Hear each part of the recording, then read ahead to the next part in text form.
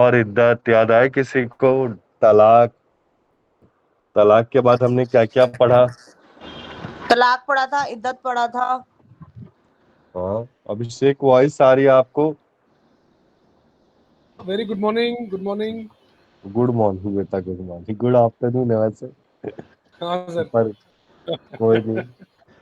आज की क्लास अभिषेक हमारी ऑनलाइन है। एक्चुअली मैं एकेडमी में अवेलेबल हूँ।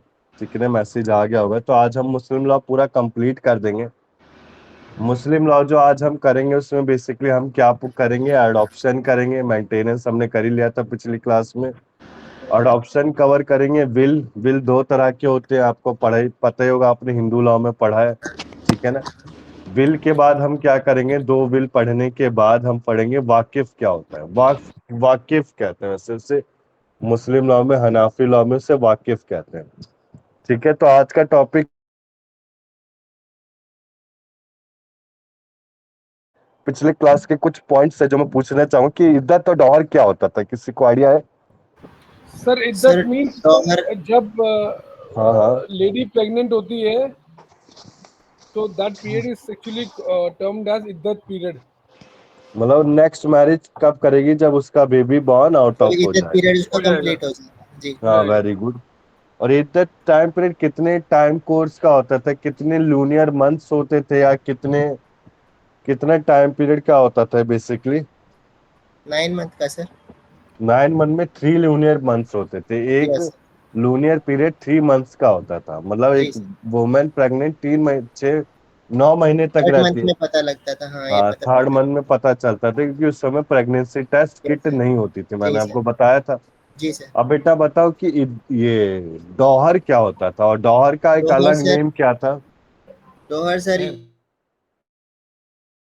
Eight the time of marriage कि अगर साथ हम्म। नहीं रहे लड़का लड़की तो जब तलाक होगा तो क्या कितना पैसा दिया जाएगा, क्या दिया जाएगा। कौन डिसाइड करता था, ये हस्बैंड की उसके पापा जी? जी, लड़के के पापा। लड़का नहीं कर सकता है क्या? लड़के के लड़का कर सकता है सर अगर वो मैच्योर है तो। हाँ, वेरी गुड संदीप, करेक्ट एकदम। अब बेटा अगर मान लो स्पेसिफाइड नहीं होता था डॉहर, तो कौन स्पेसिफाइड करता था फिर? ना पापा ने किया, ना हस्बैंड ने किया, फिर कौन करता था?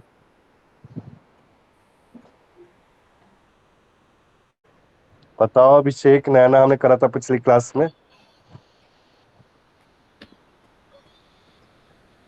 कौन करता था? अगर आपका डॉहर कोर्ट में फिक्स जाएगा नहीं सर। होता था। कोर्ट कौन? में।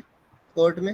हाँ, वेरी गुड। कोर्ट में एक सोशल पोजीशन देखी जाती थी, उस बिहाफ पे डिसाइड किया जाता था। जी सर। ठीक है ना। अब इसके बाद किसी को आइडिया तलाक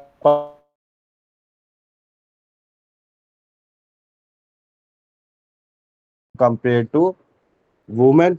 ठीक है ना। तो तलाक के हमने कुछ पार्ट पढ़े थे, तलाक के ग्राउंड्स कवर अप किए थे। तलाक बेसिकली मुस्लिम लॉ में कितनी वाइफ को रखा जाता है, नैना, आपको कुछ आइडिया हो? मुस्लिम लॉ में कितने वाइफ से शादी की जा सकती है? सर 4। 4। Very good, 4। 4 वाइफ से शादी की जा सकती है। अगर 5वीं वाइफ से शादी करे तो उसे क्या बोला जाता था? Polygamy. Polygamy. Very good, clear एकदम। इसके बाद तलाक के क्या क्या ग्राउंड्स थे, किसी को कुछ याद है? तलाक कुछ बेसिस पे थे, जैसे तलाक उल सुन्नत, तलाक उल बिद्दत, याद है? इलिहा, जाहिया, ये सब मुझे याद है तो मैं बता रहा हूँ आपको। ठीक है ना। तो ये सारी किसके थे? तलाक के ग्राउंड्स थे। ठीक है ना।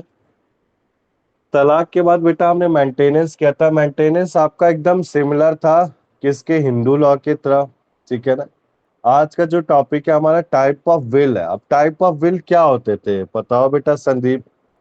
हिंदू लॉ में हमने पढ़ा था टाइप्स ऑफ विल कितने तरह के होते हैं।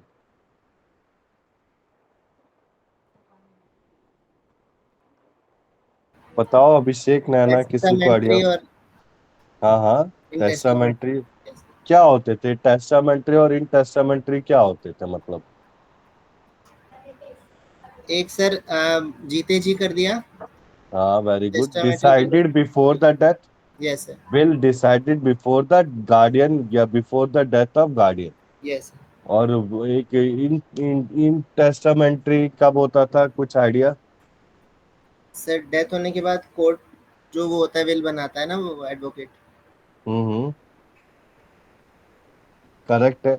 अब मुझे इसमें बताओ बेटा, जो कोर्ट बनाता था हिंदू लॉ में, इंटरस्टामेंट्री इंटर स्टेट सक्सेशन में कौन से क्लासेस को पढ़ा था हमने हिंदू लॉ में? कुछ आइडिया आपको अभिषेक? हिंदू लॉ में इंटर स्टेट सक्सेशन कैसे किया जाता था?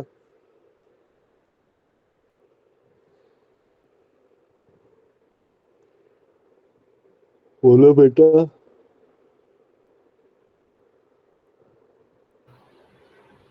Sir by joint family property और सेपरेट प्रॉपर्टी?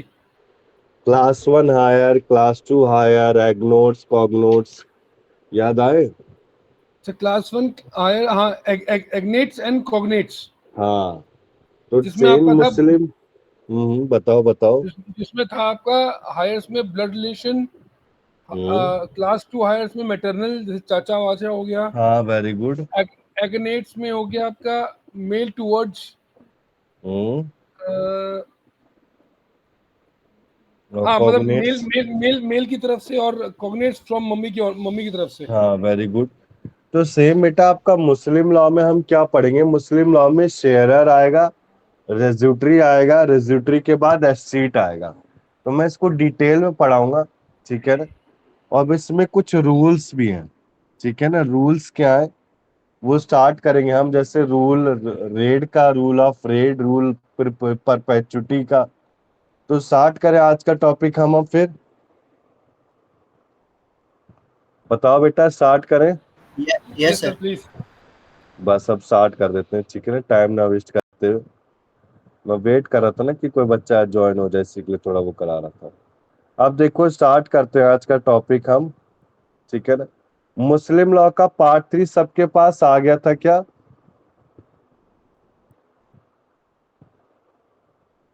बताओ बेटा, मुस्लिम लॉ का part 3। Sir I got testamentary succession. हाँ हाँ, पार्ट थ्री वही। आया है सर, मैम ने सेंड किया है 5 मई को। ठीक ठीक है, ठीक है, ठीक। अब देखो, पार्ट 3 में मैंने स्पेसिफिक रिलीफ के भी सेक्शन प्रोवाइड कर दिए थे, और कॉन्स्टिट्यूशन लॉ प्रोवाइड हुआ था बेटा सबको? आ गया था। यस सर मिल गया। यस आ गया था, आ आ गया गया था। था ना? हाँ, तो एक और प्रोवाइड करूंगा बड़े चार्ट फॉर्म में, कॉन्स्टिट्यूशन लॉ, ठीक है ना? ठीक है, ठीक है। अभी एक बना रहा हूँ मैं, मेरे को भैया कम टाइम मिलता है ना, संडे मिलता है, तो उसमें 6 घंटे तो क्लास होती है, ठीक है ना? तो संडे अब रात को बैठ के बनाऊंगा। आधा हो गया है कॉन्स्टिट्यूशन लॉ का, आधा बाकी है। और एक पीडीएफ में, क्योंकि बेसिकली दो दो पीडीएफ भेजता हूँ ना, एक चार्ट के फॉर्म में और एक वैसे थ्योरेटिकल। अब देखो, स्टार्ट करते हैं अडॉप्शन। आज का जो टॉपिक है वो थोड़ा लेंथी है, इसमें 36 पेजेस है, इसको थोड़ा थोड़ा जल्दी जल्दी करेंगे, ठीक है ना? सबसे पहले आता है आपका अडॉप्शन, फिर आएगा विल, विल के बाद आएगा वाकिफ, ठीक है ना? वाक्फ जिसे कहते हैं। तो सबसे पहला अडॉप्शन आपका सिमिलर है किससे? हमारा हिंदू लॉ से। हिंदू लॉ में मैंने अडॉप्शन में क्या क्या चीजें समझाई थी, एक बार फिर से रिकॉल करा देता हूँ, आपको याद दिला देता हूँ। अडॉप्शन में हमने पढ़ा था कि मिनिमम डिफरेंस, एज डिफरेंस कितना होना चाहिए बच्चों और पेरेंट का जो अडॉप्ट कर रहे हैं? 15 साल, ठीक है ना? बच्चे को अडॉप्ट किस एज से किया जाएगा? 6 से लेके 15 ईयर्स तक अडॉप्ट किया जा सकता है। इसके बाद अगर किसी के पास लड़का है तो लड़की को ही अडॉप्ट कर सकता है, किसी के पास लड़की है तो लड़के को अडॉप्ट कर सकता है। कोई सिंगल मेल अनमैरिड मेल, जैसे सलमान खान है, बच्चे को अडॉप्ट नहीं कर सकता। जैसे कोई अनमैरिड वुमेन है, सुष्मिता सेन, मैंने आपको समझाया था, वो बच्चे को अडॉप्ट कर सकती है, ठीक है ना? तो बेसिकली आप देखो, कम टू द पॉइंट। अब इसके बाद कारा भी मैंने बताया था हिंदू लॉ में। कारा क्या होता था? कारा में फीस पे की जाती थी, रजिस्ट्रेशन की जाती थी, सारी चीजें कवर अप की थी। तो अब देखो, come to the point of Muslim law. Basically जो मुस्लिम लॉ है, इसमें अडॉप्शन की बात को समझते हैं। तो वो आपको ये समझना है कि मुस्लिम लॉ में ना कोई मेंटेनेंस होता है, ना कोई अडॉप्शन होता है। उसका एक रीजन है, क्योंकि मुस्लिम लॉ में शादी जब चार चार की जाती है तो बच्चा कहाँ से अडॉप्ट करे इंसान, ठीक है ना? ये हनाफी लॉ कहता है। Hanafi law schools of law में, स्कूल ऑफ मुस्लिम लॉ में हमने पढ़ा था, there are two school involve in Muslim law. First था आपका कौन सा? हनाफी और महा, कैसे दो स्कूल थे बेटा, उसको पढ़ लेना, हनाफी और एक और था। तो देखो, adoption under Muslim law, basically in Islam adoption कोई एग्जिस्ट करता है नहीं, जैसे हिंदुइज्म में साफ साफ बोला गया।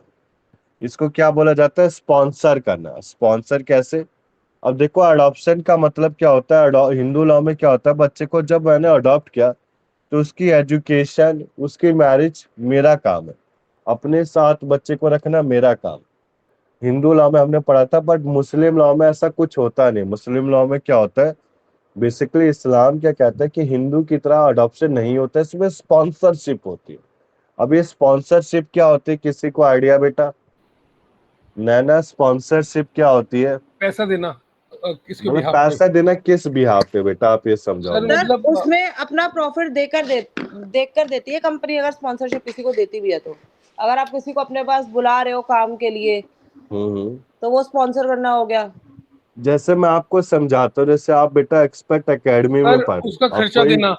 हाँ वेरी गुड, मैं समझाता हूँ इसको डिटेल में। स्पॉन्सरशिप को एग्जांपल, डिफरेंट एग्जांपल से समझाऊंगा।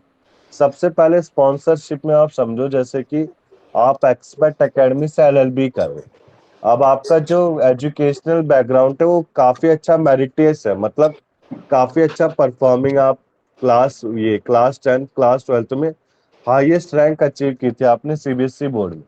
तो एक्सपर्ट एकेडमी ने आपको क्या बोला कि हम आपको स्पॉन्सरशिप दे रहे हैं। आपकी फीस पूरे साल की, 3 साल की 90,000 है। आपको फीस पे कितनी करनी है? एक बार माइक म्यूट कर लो बेटा, अभिषेक शायद किसी का है on। देखो एक्सपर्ट एकेडमी ने कहा कि आप क्लास 10th और 12th में काफी अच्छे मेरिटेज थे, स्टेट लेवल पे फर्स्ट रैंक लाए हो, तो हम आपको स्पॉन्सरशिप प्रोवाइड कर रहे हैं। कितनी? 90,000 आपको जो फीस करनी है पे 3 सालों की, आपको अब स्पॉन्सरशिप में कितनी पे करनी पड़ेगी? 20 से 30,000। तो जो रिडक्शन हुआ 60,000 का, वो स्पॉन्सरशिप है। या फिर मैं किसी बिग बॉस के शो में गया और बिग बॉस में सलमान खान ने मुझे स्पॉन्सर कर दिया, किसका आने वाले पढ़ाई का खर्चा, जैसे सलमान खान में एक 10 का दम आता था, ठीक है ना, तो उस शो में मैंने एक एपिसोड देखा था, उसको स्पॉन्सरशिप बोलते हैं मुस्लिम। अब सलमान क्या क्या है, मुस्लिम है, उसने इस्लाम को फॉलो कर रखा है। तो इस्लाम में क्या होता है, बेसिकली स्पॉन्सर किया जाता है, रखा नहीं जाता। अडॉप्शन क्या, अपने साथ बच्चे को रखना, खाना खिलाना, घुमाना, उसकी एजुकेशन करना, उसकी हेल्थ पूरी करना, उसको कॉलेज भिजवाना, फिर उसकी मैरिज कराना, उसको क्या बोलते हैं? अडॉप्शन। बट इस्लाम में क्या होता है? स्पॉन्सर करना। एक लेडी आई तो सलमान खान ने क्या करा कि हम आपके बेटे को स्पॉन्सरशिप देते कि इसके 18 ईयर्स तक की जितनी भी एजुकेशन है वो मेरी तरफ से हुई, तो उसको स्पॉन्सरशिप बोला जाता है। यहाँ मतलब तक क्लियर है बेटा? They can't keep it, they will sponsor, हाँ ये मतलब हुआ। हाँ वेरी गुड। वो अपने साथ रखेंगे नहीं, बट स्पॉन्सर करेंगे। उसका रीजन क्या है बेटा, समझो अभिषेक। मुस्लिम लॉ में पहली बात, आप 4 शादी कर सकते हो। अब 4 शादी में अगर एक एक बच्चा हो गया तो 4 बच्चे कम नहीं होते बेटा। आज की तारीख में एक बच्चे को पालने में दिक्कत होती है, तो 4 तो बहुत ज्यादा ही। और मुस्लिम लॉ में खासकर 2 तो मिनिमम करते ही हैं, एक तो करते भी नहीं, ठीक है ना। तो देखो इस्लाम में अडॉप्शन एग्जिस्ट नहीं करता है, जैसे कि हिंदुइज्म में हम स्टार्ट करते हैं। कफाला को स्पॉन्सरशिप कहते हैं, ठीक है ना। कफाला इस्लाम में स्पॉन्सरशिप होता है। अब ये स्पॉन्सरशिप क्या है? फोस्टर पेरेंट रिलेशनशिप का मतलब, पेरेंट का एक रिलेशन, गार्डियन का एक रिलेशनशिप रहता है।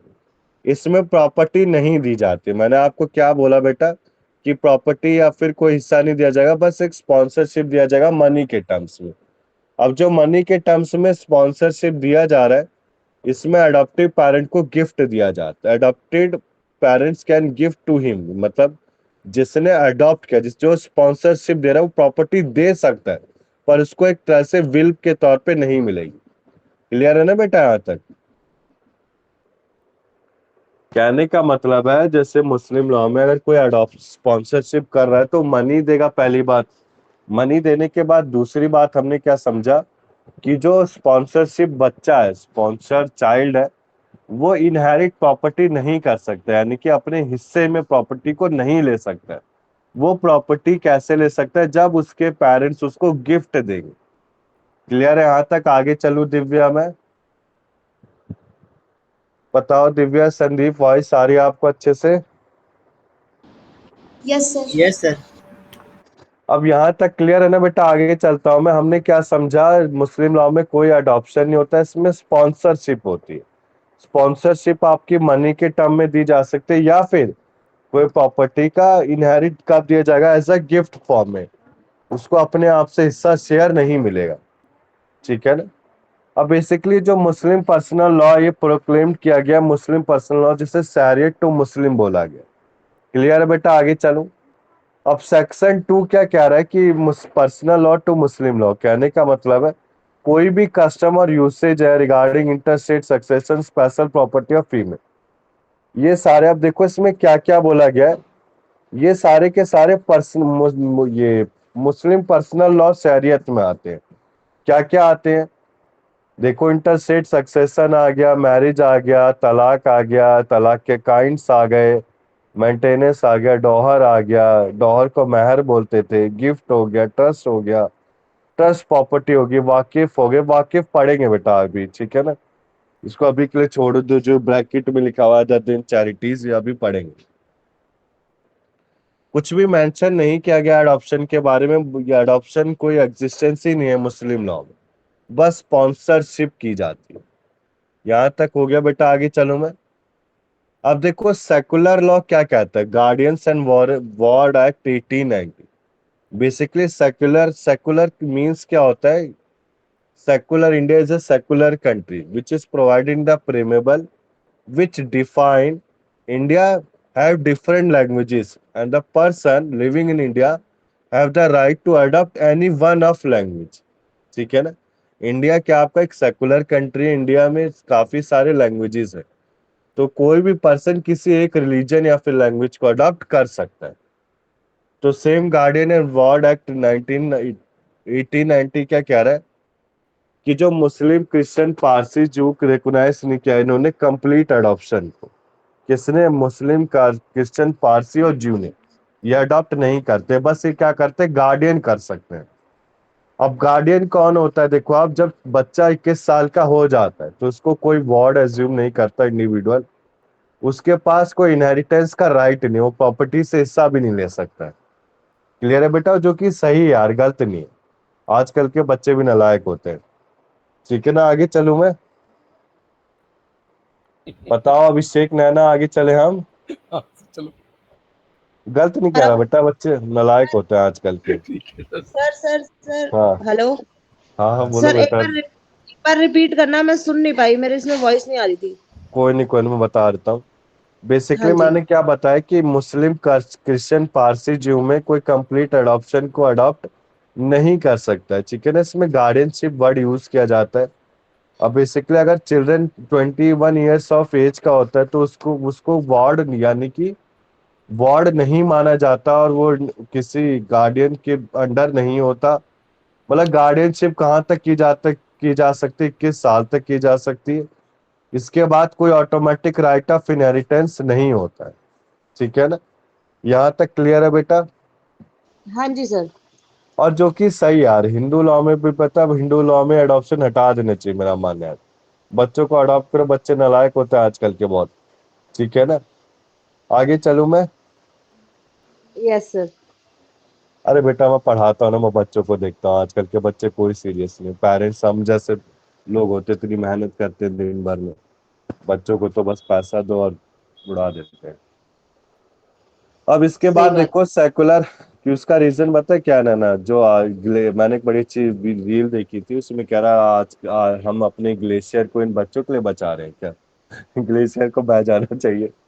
वो एकदम सही कहता है। देखो सही कह जूनिलाइज रहे जस्टिस, ठीक है ना। आजकल के बच्चे बड़े बदतमीज भी होते हैं बेटा, बहुत ज्यादा। मैं तो क्या टीचर हूँ, मैं तो रुकता नहीं मारते समय, ठीक है ना। मेरे से डरते भी हैं हो। बच्चे, मारते देखो भी हो आप जूनियर। बच्चों को? हाँ जी बेटा, मैं मारता भी हूँ, ठीक है ना। जब बहुत शरारती बच्चा होता है, नॉइसेंस क्रिएट करे तो मारना भी पड़ेगा। वैसे नहीं बिल्कुल। मारता, थप्पड़ से, बुक से, घूसे से ऐसे मार देता, बुक से ही मारता हूँ ज्यादा। अब देखो फिर ठीक जूनिलाइज है। जस्टिस बेटा, चाइल्ड एक्सप्लॉयटेशन, मारना पड़ता है ना, ठीक है ना, बच्चे बदतमीज होते हैं। नहीं सर, मैं भी जो मारती हूँ मेरे बच्चों को, कोई बात नहीं। ठीक है। अब देखो मेरे जूनिलाइज जस्टिस, बस बेटा देखो जूनिलाइज जस्टिस आपका सीआरपीसी में, अभी हम एलएलबी सेकेंड ईयर में सीआरपीसी कर रहे हैं मॉर्निंग क्लास में। ये मीनिंग क्या है सीआरपीसी का? क्रिमिनल प्रोसीजर कोड, ठीक है ना। तो आप जब एलएलबी सेकेंड ईयर में जाओगे तो आप दो कोड पढ़ोगे, एक सिविल प्रोसीजर कोड और एक क्रिमिनल प्रोसीजर कोड, ठीक है ना। अभी तो आईपीसी की सेक्शंस को रीड करोगे आप, तो बेसिकली जुवेनाइल जस्टिस क्या है, चाइल्ड एक्सप्लॉयटेशन के लिए, चाइल्ड के लिए बनाया गया ये। इसमें क्या है, जुवेनाइल जस्टिस में चाइल्ड एक्सप्लॉयटेशन, चाइल्ड के साथ कोई एक्सप्लॉयटेशन हो रहा है, चाइल्ड लेबर कराया जा रहा है, तो उसके लिए जुवेनाइल जस्टिस एक्ट बनाया गया है कि आपको चाइल्ड को हायर कब कितनी एज तक करना चाहिए, किस फैक्ट्रीज में हायर करना चाहिए, क्या वर्क परफॉर्म करना चाहिए, ये सारी चीजें मेंशन की गई जुवेनाइल जस्टिस एक्ट 2015 6 में, सॉरी, ये 6 को अमेंड करके 15 कर दिया गया बेटा, ठीक है ना। अभी सीआरपीसी में 15 पढ़ा रहा हूं मैं। अब बेसिकली सेक्शन 2 क्या कहता है अडॉप्शन का, कि अडॉप्टेड चाइल्ड को परमानेंटली सेपरेट किया जा सकता है बायोलॉजिकल पेरेंट्स से, और वो लेजिटिमेट हो सकता है अडॉप्टेड पेरेंट्स का सारे के सारे राइट के साथ। अभी सेक्शन 14 क्या कहता है, care and protection of children की बात की जा रही है कि रिहेबिटेशन ऑफ चाइल्ड और सोशल इंटीग्रेशन कैसे हो सकता है, अडॉप्शन से, स्पॉन्सरशिप से, फोस्टर केयर। ये भी फोस्टर केयर का मीनिंग क्या बेटा, किसी को आइडिया है इसमें? बताओ संदीप, फोस्टर केयर का मीनिंग क्या होता है? नहीं पता सर। फोस्टर केयर होता है जब बेबी बॉर्न होता है ना बेटा, तो उसे आईसीयू में रखा जाता है, उसको फोस्टर केयर बोला जाता है, ठीक है ना। जैसे बच्चा बहुत ज्यादा बीमार है, बहुत ज्यादा, तो उसकी जो ट्रीटमेंट कराई जाती है 1st to 6 यानी कि पहले शुरू के 5 सालों में, उसे फोस्टर यानी कि ड्यू केयर, बहुत ज्यादा वेरी केयर, मतलब ड्यू केयर, बहुत ज्यादा केयर की जा रही है, उसे फोस्टर केयर कहा जाता है। फिर इसके बाद स्पॉन्सरशिप आता है मनी के टर्म्स में, या फिर कोई एनजीओ, या फिर कोई एनजीओ को ट्रांसफर कर देना बच्चे को, उसे sending the child to after care organization बोला जाता है। अब कुछ गाइडलाइंस बता रखे सेक्शन 41 में, ठीक है ना। वो गाइडलाइंस क्या है, हिंदू में तो हामा है। ये हामा क्या होता था, HAMA, हामा, हिंदू अडॉप्शन मेंटेनेंस एक्ट, ठीक है ना। ये ऑलरेडी एग्जिस्ट है किसमें, हिंदू में। अब आगे चलो, गार्डियनशिप मुस्लिम लॉ में कैसे होती है, ठीक है ना। तो बेसिकली हमने क्या क्या पढ़ा अभी मुस्लिम लॉ में, हमने पढ़ा अडॉप्शन। adoption, मुस्लिम foster. लॉ में कोई अडॉप्शन नहीं होता, स्पॉन्सरशिप होती है जिसे खफाला बोला जाता है, ठीक है ना। फिर मुस्लिम लॉ में अब आता है आपका टॉपिक गार्डियनशिप। गार्डियनशिप के बाद विल पढ़ेंगे, विल के बाद वाकिफ पढ़ेंगे, फिर पूरा का पूरा मुस्लिम लॉ आपका कंप्लीट हो जाएगा, और काफी अच्छे से होगा मुस्लिम लॉ में बेटा। फुल में से फुल मार्क्स भी ला सकते हो, उतना इजी है। Foster paper care. मैंने आपको दिखाया था बेटा, काफी इजी आया था। Sir, हाँ बेटा बोलो, बोलो अभिषेक।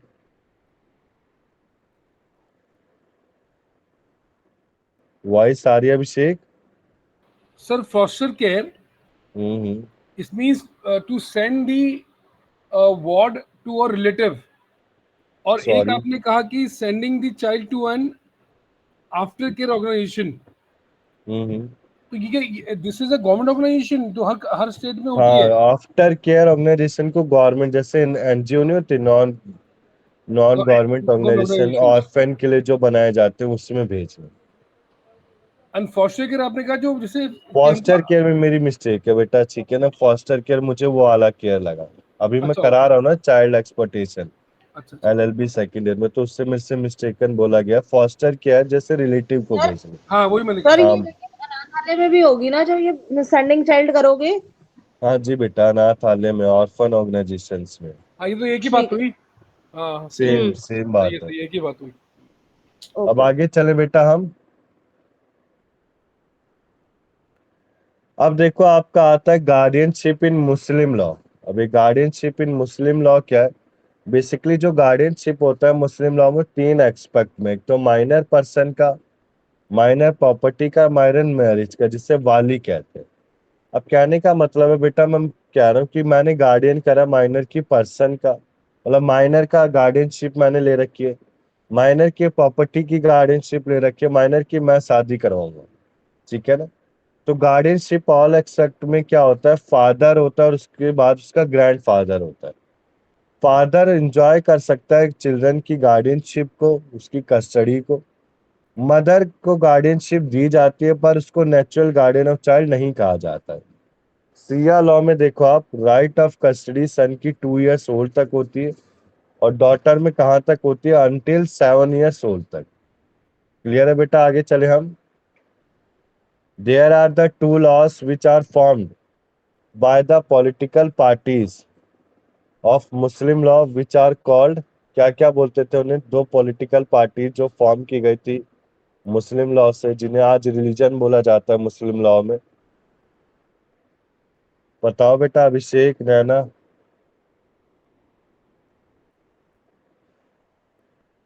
बताओ संदीप, दिव्या, वॉइस आ रही है आपको?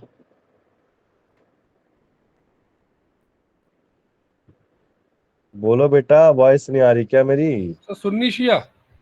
सिया सुन्नी।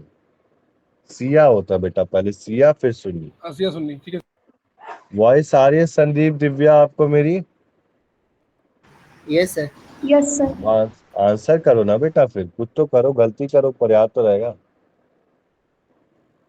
अब इसके बाद देखो, हमने पढ़ा सिया का लीडर वही हुसैन था, हुसैन, और सुन्नी का लीडर मुआविया था, हमने पढ़ा था। अब इसके बाद देखो, आप स्टार्ट करते जो मदर का राइट है कस्टडी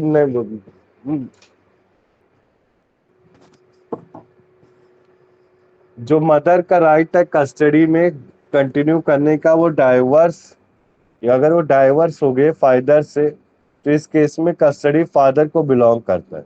ठीक है ना? कहने का मतलब है, अब हिंदू लॉ में हमने क्या पढ़ा था, अगर डाइवर्स होता है, बेसिकली अगर डाइवर्स हुआ हिंदू लॉ में, तो जो कस्टडी वो किसके पास रहेगी? मदर के पास रहेगी। कब तक? 15 ईयर्स तक। ठीक है ना? 15 ईयर्स तक बच्चे को माइनर माना जाता है, डिसीजन खुद से नहीं ले सकता। तो बेसिकली माइनर तक क्या माना जाएगा, उसकी कस्टडी मदर के पास रहेगी। बट इन मुस्लिम लॉ में जो कस्टडी है वो किसके पास रहेगी? फादर के पास रहेगी। यहां तक क्लियर है बेटा? अब एक केस कह रहा है इरफान अहमद शेख वर्सेस मुमताज का। ठीक है ना? ये ऑल इंडिया रिपोर्ट है, AIR कहने का मतलब ये न्यूज़पेपर में छापा गया था। ठीक है ना? मुझसे LLB फर्स्ट ईयर में पूछा गया है क्वेश्चन कि AIR का मीनिंग क्या होता है, तो बेसिकली न्यूज़पेपर में केस स्टडी को पब्लिश किया गया था, तो उसे ऑल इंडिया रिपोर्ट कहते हैं। तो कस्टडी ऑफ फीमेल चाइल्ड की किसको दी जाएगी? मदर को दी जाएगी। मदर मैरिज अगर चाइल्ड के फादर से डिसॉल्व हो गई, खत्म हो गई है, तो अगर वो दोबारा किसी और पर्सन से शादी करती है, तो इसमें प्रोविटी डिग्री रिलेशनशिप नहीं होता, तो इसमें कस्टडी मदर को दी जा सकती है। ठीक है ना? हमने इस केस स्टडी में क्या पढ़ा, इरफान अहमद शेख वर्सेस मुमताज में, कि जो कस्टडी है फीमेल चाइल्ड को किसको दी जाएगी? मदर को दी जाएगी। अब इसके बाद कोर्ट के हिसाब से देखो, मुस्लिम लॉ ले डाउन नहीं कर सकती, लॉ को मतलब बदल नहीं सकती है।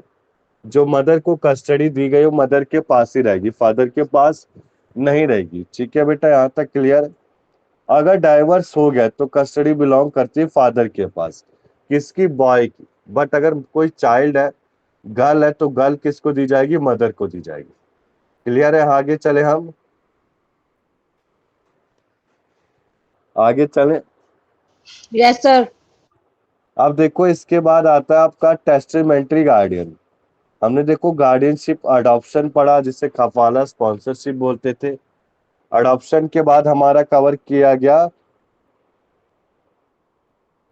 ये स्पॉन्सर। अडॉप्शन के बाद आपका आया गार्डियनशिप। गार्डियनशिप के बाद आए दो तरह के गार्डियन आते हैं। फर्स्ट आ रहा है टेस्टामेंट्री गार्डियन। अभी टेस्टामेंट्री गार्डियन क्या है? फादर के पास एक फुल राइट है जो टेस्टामेंट्री गार्डियन को अडॉप्ट कर सकता है after the father. Executor, executor कौन है? उसका बच्चा। एग्जीक्यूटर के पास राइट है कि अपने ग्रैंडफादर को गार्डियन बना सकता है। सर पर मदर के पास ऐसा कोई राइट नहीं होता कि वो टेस्टामेंट्री गार्डियन को अपॉइंट कर सके, एक्सेप्ट किस कंडीशन में? अगर उसको अपॉइंट किया गया एग्जीक्यूटरी से चाइल्ड फादर के विल में, या फिर उसका ओन प्रॉपर्टी है। क्लियर है बेटा? आगे चलूं मैं? सर एक क्वेरी है सर। बताओ बेटा। सर जो आपने भी बात की थी कि मुस्लिम लॉ में फादर को मिलती है custody, hmm term will remain the same age पर दी हिंदू, या वो बढ़ता भी है? देखो, हिंदू में भी सेम है, 15 बट हिंदू वो में बच्चे 15 की साल है। चॉइस होती है। हाँ, बच्चे की चॉइस 15 साल तक तो देखो बच्चे के माँ के पास है ना। अब ठीक छोटा ठीक। बच्चा है तो बाप तो संभाल नहीं सकता उसको। और ठीक है फादर ना? में मुस्लिम लॉ में क्या हो, कितने साल तक होगा? मुस्लिम लॉ में जो चाइल्ड है ना, गर्ल है, वो मम्मी के पास जाएगी। और लड़का है तो फादर के पास जाएगा, और ठीक है ना? टर्म टर्म सेम रहेगा। सेम ही है, टर्म सेम है एकदम। ये ठीक है सर, थैंक यू। अब देखो हमने पढ़ लिया मदर के पास कोई राइट नहीं अपॉइंट करने का टेस्टामेंट्री गार्डियन का, एक्सेप्ट किस किस किस सिचुएशन को हटा के, अगर उसको अपॉइंट किया गया बच्चे की इच्छा के अनुसार, या फिर उसकी डेथ हो गई है, ठीक है ना, after her death to her children, यानी कि फादर अपॉइंट किया जा सकता है। फादर कब होगा? जब मदर की डेथ हो गई, ठीक है ना, बच्चे की मदर की डेथ हो गई। अब देखो इसमें इलेगिमिटेड चिल्ड्रन आता है। इलेगिमिटेड वर्ड हमने पढ़ा था कि इलेगिमिटेड क्या होता है? The child which is born before the marriage, ठीक है ना, मैरिज होने से पहले जो बच्चा पैदा रखे, जिसे नाजायज औलाद कहते हैं। फादर के पास कोई राइट नहीं है इलेगिमिटेड चिल्ड्रन को वो गार्डियन करने की, वो गार्डियन नहीं बन सकता इलेगिमिटेड चिल्ड्रन का। बेशक मदर उसकी गार्डियन बन सकती है पर फादर नहीं बन सकता है। इसके बाद देखो कस्टडी टू मुहिम और महरम। महरम क्या होता है? देखो आप, महरम और मुहिम का मतलब क्या होता है बेटा? किसी को आइडिया है?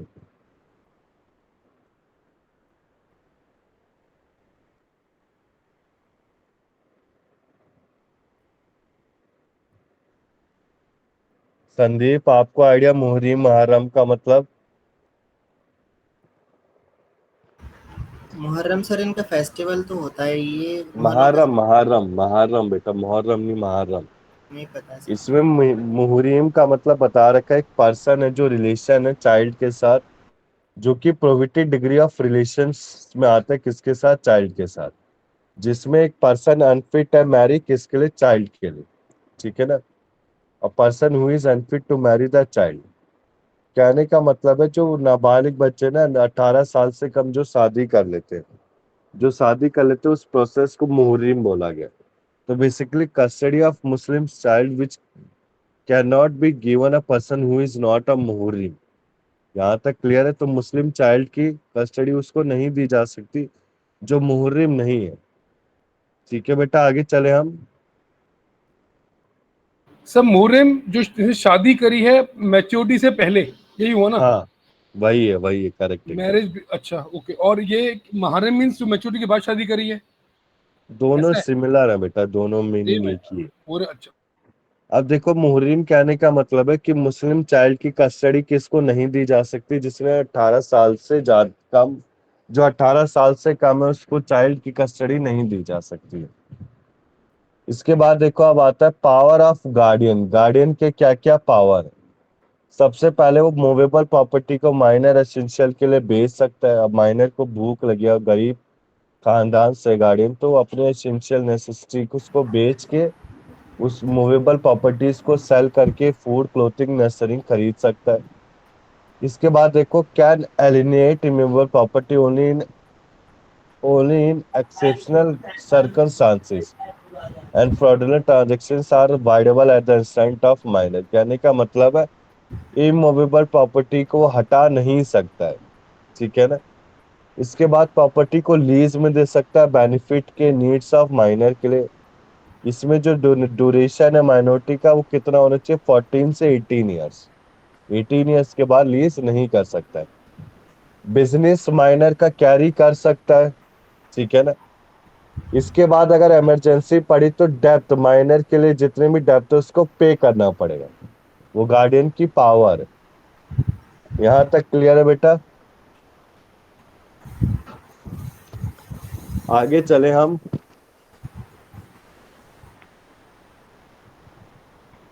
बताओ नैना, आगे चले हम। अभिषेक, सर एक मिनट बस, Yes, sir. Yes sir. अब इसके बाद देखो आप, पावर ऑफ गार्डियन के बाद आता है आपका मुस्लिम लॉ टेस्टामेंट्री सक्सेशन विल। अब ये स्टार्ट करें विल का टॉपिक। विल इजी है बेटा, कठिन नहीं है। विल भी सिमिलर है आपके।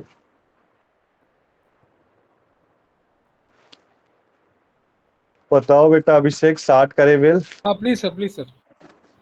अब विल में क्या होता था? बेसिकली टेस्टामेंट्री विल, अभी हमने पिछली हिंदू लॉ में जो पढ़ा था फिर से रिकॉल करा देता हूँ सबको। हिंदू लॉ में हमने क्या पढ़ा था? जो विल होती है टेस्टामेंट्री विल, वो आपकी ओरल और राइटिंग बोथ में होती है। बट वो राइटिंग में होती थी, इसमें 2 विटनेस चाहिए होते थे। आपका एफिडेविट में बनाया जाता था, जिसमें एक डिपोनेंट होता था बच्चा, जिसे लीगल हायर बोला जाता था। विटनेस होने के बाद हमने टाइप्स ऑफ विल पढ़े थे, कॉन्करेंट, प्रिविलेज, अनप्रिविलेज, ठीक है ना। टाइप्स ऑफ विल में आया था आपके किस में, हिंदू लॉ में। तो सेम आपका मुस्लिम लॉ होता है। मुस्लिम लॉ में देखो विल कैसे किया जाता है, वसीयत कैसे की जाती है, ठीक है ना। हिंदू लॉ में हमने विल के बारे में प्रोबोट, लेटर ऑफ एडमिनिस्ट्रेशन, कोडिसील, ये सब पढ़ा था, याद करो। तो same concept of will Muslim law में क्या क्या आता है। इसमें बेटा जरूरी नहीं है इसको वसीहत नामा, अगर राइटिंग में हो रहा है तो इसे क्या बोलते हैं, वसीहत नामा बोलते हैं, ठीक है ना। इसमें कोई फॉर्मेलिटी नहीं होती, कोई राइटिंग नहीं होती, कोई वर्ड्स नेसेसरी नहीं है, ठीक है ना। विल अगर राइटिंग में तो इसे वसीहत नामा बोला जाएगा। इसके बाद जो प्रॉफिट और डिक्लेयर करेगा, power of making a will should not be exercise in the to the injury of lawful heir. कहने का मतलब है जो प्रॉफिट है, प्रॉफिट कहने का मतलब जो वो होते हैं, अरे निकाह में मैंने पढ़ा था ना मुस्लिम लॉ में, अरे वो है मैरिज कौन कराते हैं मुस्लिमों ने, क्या बोलते हैं, पादरी तो वो होते हैं, बोलते हैं मौलवी। पूरी। हाँ मौलवी, मौलवी याद आ गया, करेक्ट है नैना, मैं भूल गया था बेटा। देखो जो मौलवी डिक्लेयर करेगा विल को, मौलवी को, एक मौलवी साहब को बुलाया जाता है, मौलवी क्या डिक्लेयर करता है, विल करता है। ये बेसिकली पुराना मुस्लिम लॉ कह रहा है, नए में नहीं होता ऐसा। अब बेसिकली मुस्लिम लॉ में क्या होता है, 1/3 रूल अप्लाई किया जाता है ऑल विल पे। अब ये 1/3 क्या कह रहा है, ये 1/3 आगे पढ़ेंगे बेटा, ठीक है ना। इंटर स्टेट सक्सेशन में आएगा ये, इसको अभी 1/3 को स्किप करो अभी के लिए। अब रूल कुछ कह रहा है विल के रिगार्डिंग। सबसे पहले टेस्टर और टेस्टी। टेस्टर कौन होता है, जो विल को बनाता है, जैसे कि मौलवी, ठीक है ना। टेस्टर आपका नहीं, मौलवी तो थर्ड पर्सन, टेस्टर जो फादर है वो कॉम्पिटेंट होना चाहिए विल बनाने के लिए। इसके बाद जो चाइल्ड है, चिल्ड्रन है, वो कॉम्पिटेंट होने चाहिए लिगेसी लेने के लिए। अब लिगेसी और बीक्वेस्ट क्या था, मैंने आपको बताया था। लिगेसी क्या होता है, जो आपको प्रॉपर्टी लीगल हायर के तौर पे मिलती है, उसे क्या बोलते हैं, लिगेसी। इसके बाद देखो जो सब्जेक्ट है बीक्वेस्ट का, वो वैलिड होना चाहिए, एक वन होना चाहिए। बीक्वेस्ट मैंने बताया था जो प्रॉपर्टी ट्रांसफर की जाती है विल प्रोसेस में, और बीक्वेस्ट आपका एक मुस्लिम कंडीशंस के हिसाब से होनी चाहिए। अब ये मुस्लिम कंडीशन क्या है अभी पढ़ेंगे, ठीक है ना। इसमें 2 रूल है, वो थोड़ा सा दिमाग खराब करेंगे आपको, और कुछ नहीं। उस रूल को कैसे पढ़ना है मैं अभी एक शॉर्टकट सिखा दूंगा, उससे पढ़ लेना, हो गया। और वो रूल मैं होमवर्क में भी करूँ दूंगा समझने के लिए, इसको समझना है अच्छे से। अब देखो रूल रिगार्डिंग विल हमने पढ़ लिया। अब टेस्टर कॉम्पिटेंट होने चाहिए विल बनाने के लिए। इसमें देखो आप, कोर्ट ऑफ वार्ड्स में वो कितने 18-21 साल से ज्यादा होना चाहिए मेजर। विल जो बनाएगा माइनर के लिए वो वाइड हो जाएगा, जब तक वो मेजर नहीं होता तब तक वो वैलिड नहीं कहलाया जाएगा। यानी कहने का मतलब है जो आपके नाम वसीयतनामा करेगा वो क्या होना चाहिए, मेजर होना चाहिए। अगर माइनर है तो वाइड होगा, वैलिड का माना जाएगा जब वो मेजर होगा। साउंड माइंड होना चाहिए बनाते समय, ठीक है ना। कंसेंस ऑफ फ्री माइंड, यानी कि मीटिंग ऑफ फ्री माइंड्स होना चाहिए। इसके बाद जो मेड आपकी बनाई गई डेथ में, वो वैलिड होनी चाहिए। इसके बाद देखो आप,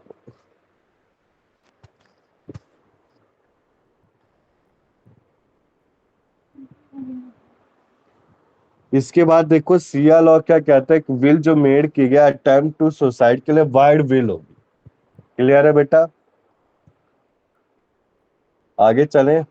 अरे जैसे सुसाइड नोट लिखा है ना, तो वाइड माना जाता है, उससे वैलिड नहीं माना जाता सिया में। अब देखो आगे आता है आपका, legatee must be competent to take the legacy और बीक्वेस्ट। इसमें देखो जो बीक्वेस्ट है पर्सन, वो अनबॉर्न पर्सन वैलिड, मतलब कहने का मतलब स्टार्टिंग से पढ़ते हैं, कोई भी पर्सन होना चाहिए प्रॉपर्टी को होल्ड करने के लिए। किसमें, विल में। इसमें कोई आपका ये male female age creed religion कोई बाहर नहीं होना चाहिए। अब बीक्वेस्ट कहने का मतलब देखो आप, बीक्वेस्ट क्या होता है, बीक्वेस्ट पढ़ते हैं हम इसको बेटा प्रॉपर्टी लॉ में आएगा, ठीक है ना। ट्रांसफर ऑफ प्रॉपर्टी लॉ में जब हम रूल पढ़ते हैं ना, रूल ऑफ अनबॉर्न पर्सन होता है, प्रॉपर्टी लॉ में आएगा एलएलबी सेकंड ईयर में। अब ये रूल ऑफ अनबॉर्न पर्सन क्या होता है, मैंने आपको बताया था अगर किसी अनबॉर्न पर्सन को कोई प्रॉपर्टी दी गई है तो वैलिड कब मानी जाएगी, जब पर्सन कम टू एग्जिस्टेंस होता है। उससे पहले क्या होता है, प्रॉपर्टी किसको ट्रांसफर की जाती है, किसी रिलेटिव को ट्रांसफर की जाती है या फिर उसकी मदर को। जैसे फादर अगर प्रॉपर्टी देना चाहता है अपने अनबॉर्न पर्सन बच्चे को, तो अनबॉर्न बच्चे को देने से पहले किसको देगा, वो मदर को देगा। मदर के बाद किसको मिलेगा, जो पर्सन है उसको कम टू एग्जिस्टेंस के बाद मिलेगा, ठीक है ना, अनबॉर्न बेबी को। तो सेम बीक्वेस्ट की बात की गई, बीक्वेस्ट अगर किसी अनबॉर्न पर्सन को दिए गए तो वैलिड माना जाएगा, ठीक है ना। अब चाहे बच्चा होना चाहिए 6 महीने में और सिया में 10 महीने पर। अब ये जो बीक्वेस्ट है इसकी वैलिडिटी जुरिस्टिक पर्सन के बिहाफ पे करेक्ट है। बीक्वेस्ट होना चाहिए आपका रिलीजियस बेनिफिट के लिए, चैरिटेबल ऑब्जेक्ट के लिए वैलिड होना चाहिए। इसके बाद देखो, पर्सन ने अगर कोई कॉज ऑफ डेथ किया है लिगेटर के लिए तो कॉम्पिटेंट नहीं होना चाहिए। लिगेटी के पास एक राइट टू डिस्क्लेम होना चाहिए बीक्वेस्ट का, मतलब वो हटा भी सकता है बीक्वेस्ट, उसकी इच्छा है। यहाँ तक क्लियर है बेटा, आगे चले हम।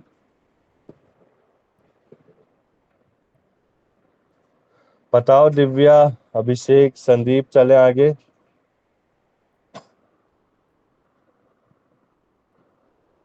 बिक्वेस्ट और विल सेम होता है क्या कहने में? क्या बेटा?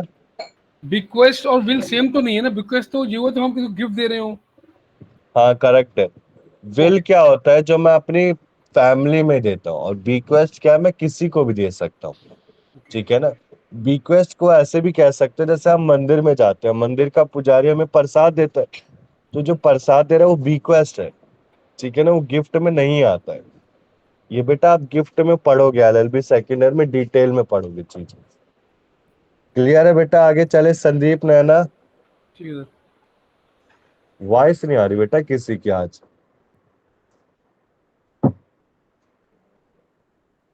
बताओ बेटा, संदीप, नैना, चले हम आगे। जी सर। आज के सब मदर्स डे बना रहे हो क्या? और इसके बाद देखो, फिर आता है आपका सब्जेक्ट प्रॉपर्टी और बीक्वेस्ट का एक वैलिड वन होना चाहिए, ठीक है ना। जो टेस्टेस्टर होना चाहिए, प्रॉपर्टी का ऑनर होना चाहिए, वो डिस्पोज अपनी इच्छा के अनुसार अपने विल को देना चाहिए। प्रॉपर्टी कैपेबल होनी चाहिए ट्रांसफर करने के लिए। अब देखो, कॉर्पोरेबल और इन जो ये प्रॉपर्टी आपकी मूवेबल इमूवेबल होनी चाहिए, कॉर्पोरेबल और इनकॉर्पोरेबल प्रॉपर्टी। कॉर्पोरेबल होता है जो ट्रांसफर किया जा सकता है इजीली, ठीक है ना।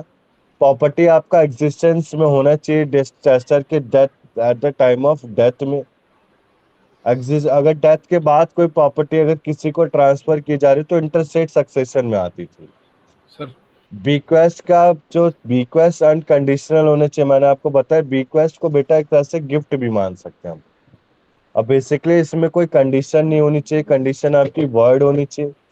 अल्टरनेटिव बीक्वेस्ट वैलिड होता है, जैसे अगर सन को दिया, सन जिंदा नहीं है तो वाइफ को दिया, वाइफ जिंदा नहीं है तो चैरिटी में दे दे, तो वैलिड है। क्लियर है ना बेटा? सर तो अगर ये गिफ्ट बीक्वेस्ट क्या, थ्रू हाँ विल के थ्रू हो तो?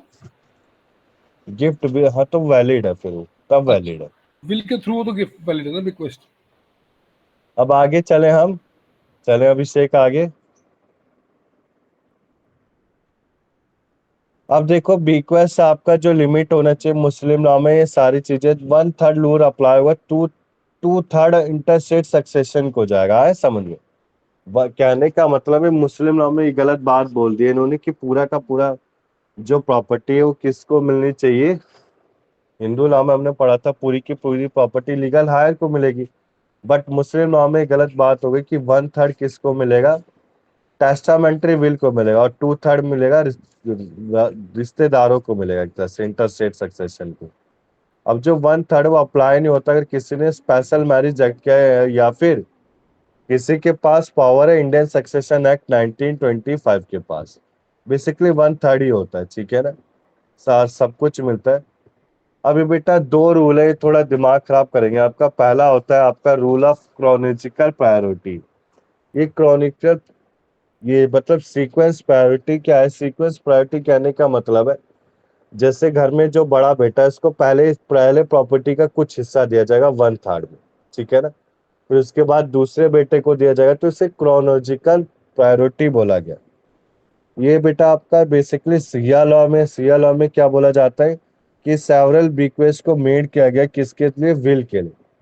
इसमें प्रायोरिटी को डिटरमाइन कैसे किया जाएगा, देखो आप, प्रायोरिटी को डिटरमाइन किया जाएगा एक ऑर्डर में, ये एक सर्टेन पॉइंट ऑफ टाइम में होता है, इसमें लीगेसी प्रेफरेंस के हिसाब से दी जाती है। आया समझ में। जैसे कि मैं चाहता हूँ मेरे घर में 3 बेटे और मैं मुस्लिम हूँ, मैं चाहता हूँ मेरे बड़े बेटे को 50% मिले, छोटे बेटे को 10% मिले और लास्ट के बेटे को 40% मिले। तो मेरी कौन सी रूल अप्लाई हो जाएगा इसमें, rule of chronological priority. Clear है।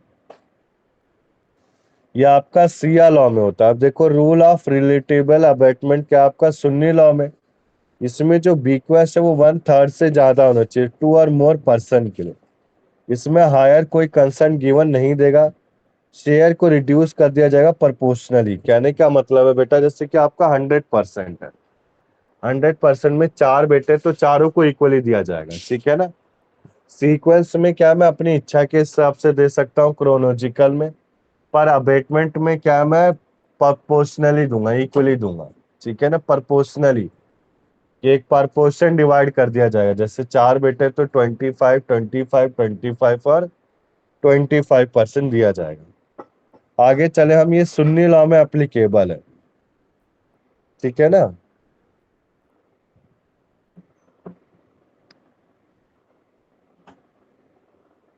बताओ अभिषेक, आगे चले हम। चलेंगे। Yes, sir. अब इसके बाद देखो, अब आता है आपका revocation. What is the meaning of revocation, हमने पढ़ा है पहले। बताओ बेटा, what is the meaning of revocation.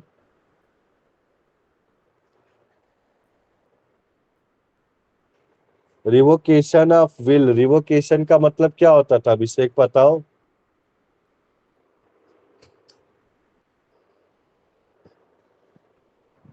बोलो अभिषेक, टू नैना cancel to revocation. Cancel to cancel sir. हाँ, रिकैंसिल, ट्रांसफर करना। संदीप, याद है आपको रिवोकेशन का मतलब। जी सर। एनुलमेंट। अच्छा, पिछली क्लास में संदीप आप नहीं आए थे, क्या प्रॉब्लम हो गई थी क्या कुछ। सर मेरे डिवाइस में प्रॉब्लम हो रही थी, मैं अनम्यूट नहीं कर पा रहा था। मुझे अच्छा अच्छा आपकी वॉइस अच्छा, आ रही थी जी। मतलब टॉपिक तो समझ लिया ना आपने अच्छे से संदीप। Yes sir. ठीक है, कोई नहीं होता है। अब देखो, रिवोकेशन ऑफ विल में क्या है, बेसिकली मुस्लिम जो टेस्टेचर है वो रिवोक कर सकता है during the life time. Will को रिवोक किया जा सकता है एक सिंपल रिवोकेशन से। एक फॉर्मल डीड ऑफ कैंसिलेशन और रिवोकेशन ऑफ विल क्लियर होना चाहिए।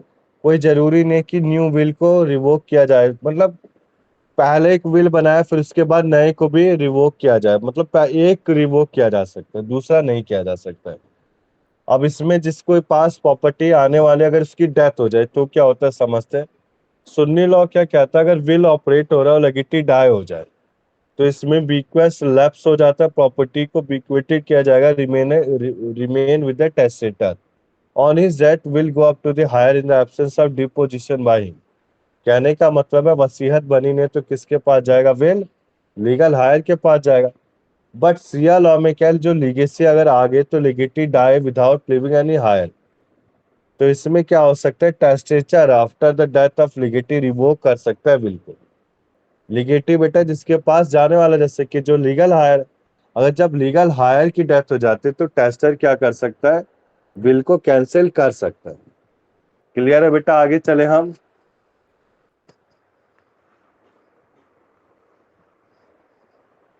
बताओ बेटा, आगे चले हम अभिषेक।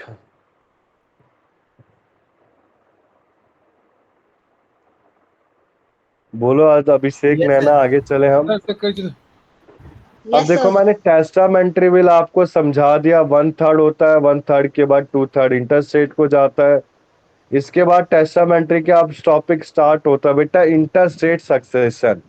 अब ये इंटरस्टेट सक्सेशन था क्या, पहली बात को समझ रहे हैं कि जो विल आपका बॉर्न बनाया गया, विल मेड किया गया आफ्टर द डेथ। अब डेथ के बाद तो पता नहीं हमें विल किसको मिलेगी, ठीक है ना, क्योंकि घर में तो बहुत सारे मेंबर्स होते हैं। तो बेसिकली हमने हिंदू लॉ में क्या पढ़ा था, क्लास 1 हायर, क्लास 2 हायर, एग्नोट्स और कॉग्नोट्स पढ़ा था। तो सेम बेटा आपका मुस्लिम लॉ में क्या होता है मैं बता देता हूँ। शेयरर होता है, शेयरर अभी पढ़ेंगे, इसमें काफी सारे फैमिली मेंबर आते हैं।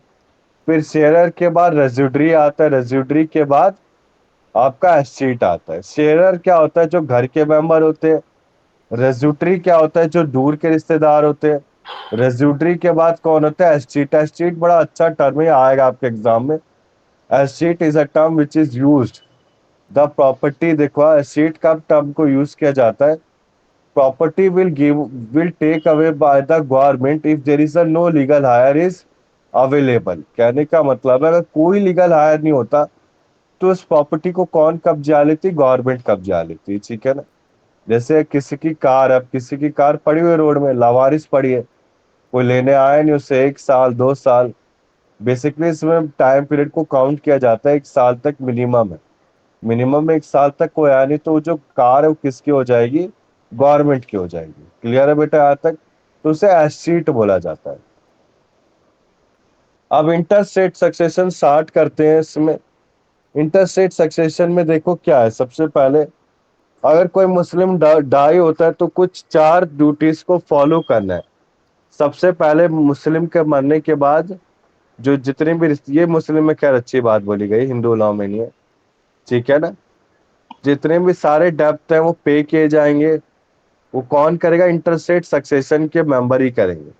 जिनको मुस्लिम की प्रॉपर्टी का हिस्सा मिलेगा ना वही पे करेंगे डेब्ट।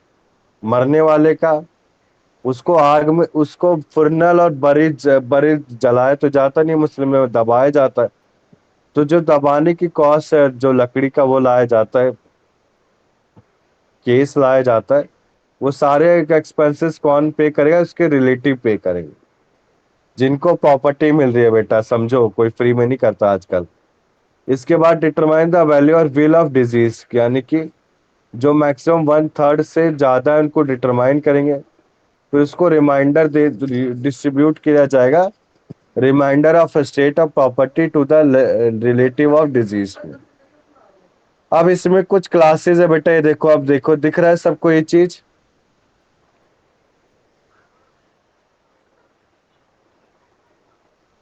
दिख रहा है बेटा सबको। Yes. अब बेसिकली इसमें 4 क्लास आते हैं, शेयरर, रेजिड्री, डिस्टिंक्ट किंडर्ड और एसिड। शेयरर में कौन होते हैं, घर के मेंबर सारे, अभी पढ़ेंगे, ठीक है ना। सुन्नी में हमें 12 होते, सिया में 9 होते। रेजिड्री होते दूर के रिश्तेदार, डिस्टेंट कैंडिडेट होते हैं अभी बताता हूँ, फिर एस्टेट आते हैं, ठीक है ना। तो अब स्टार्ट करते हैं रूल ऑफ एक्सक्लूजन। ये जो रूल ऑफ एक्सक्लूजन है किसका है, शेयरर का है, ठीक है ना। तो देखो रूल ऑफ एक्सक्लूजन कहने का मतलब है जो मुस्लिम लॉ वो रिकॉग्नाइज नहीं करती प्रिंसिपल ऑफ रिप्रेजेंटेशन को। बेसिकली रूल एप्लीकेबल होता है शेयरर, रेजिड्री और डिस्टिंक्ट कैंडिडेट के लिए। इसमें शेयरर कौन कौन है, husband, wife, daughter, father, paternal father, ये सब पढ़ लेना बेटा। कॉन्जुगाइन सिस्टर, कॉन्जुगाइन यानी सौतेली बहन, यूट्रीन सिस्टर, यूट्रीन ब्रदर जो हाफ ब्लड होते हैं, ठीक है ना। कॉन्जुगाइन सिस्टर यानी कि मेरे फादर ने कोई कॉन्जुगाइन वाइफ रख ली, ठीक है ना, बिना उससे शादी किए। तो बिना शादी के जो लड़की पैदा होगी मेरी कॉन्जुगाइन सिस्टर। यूट्रीन यानी कि सौतेली, यूट्रीन यानी कि जो चचेड़ी, सौतेली नहीं चचेड़ी, ठीक है ना। तो ये सारी किस्में आते शेयरर में आते। शेयरर में कितने हैं, 12 नंबर है। क्लियर है बेटा। अब देखो 5 इसमें ध्यान से पढ़ना आप, ठीक है ना। इसके शेयर्स को पढ़ लेना बस। सबसे पहले देखो 5 प्राइमरी हायर्स है। सर अगर कोई इसका हाँ बेटा बताओ सर इसका अभिषेक। मतलब क्या हुआ? ये the word is called exclusion का मतलब क्या हुआ एग्जैक्टली? एक्सक्लूजन कहने का मतलब है जो आपके फैमिली मेंबर में नहीं आते, और अच्छा, जो प्रॉपर्टी किसको दी जा रही है, रिलेटिव को दी जा रही है, ओके, थैंक यू सर। ठीक है ना। वो रूल ऑफ एक्सक्लूजन में है, ठीक है ना। अब देखो अब आगे चलते हैं हम।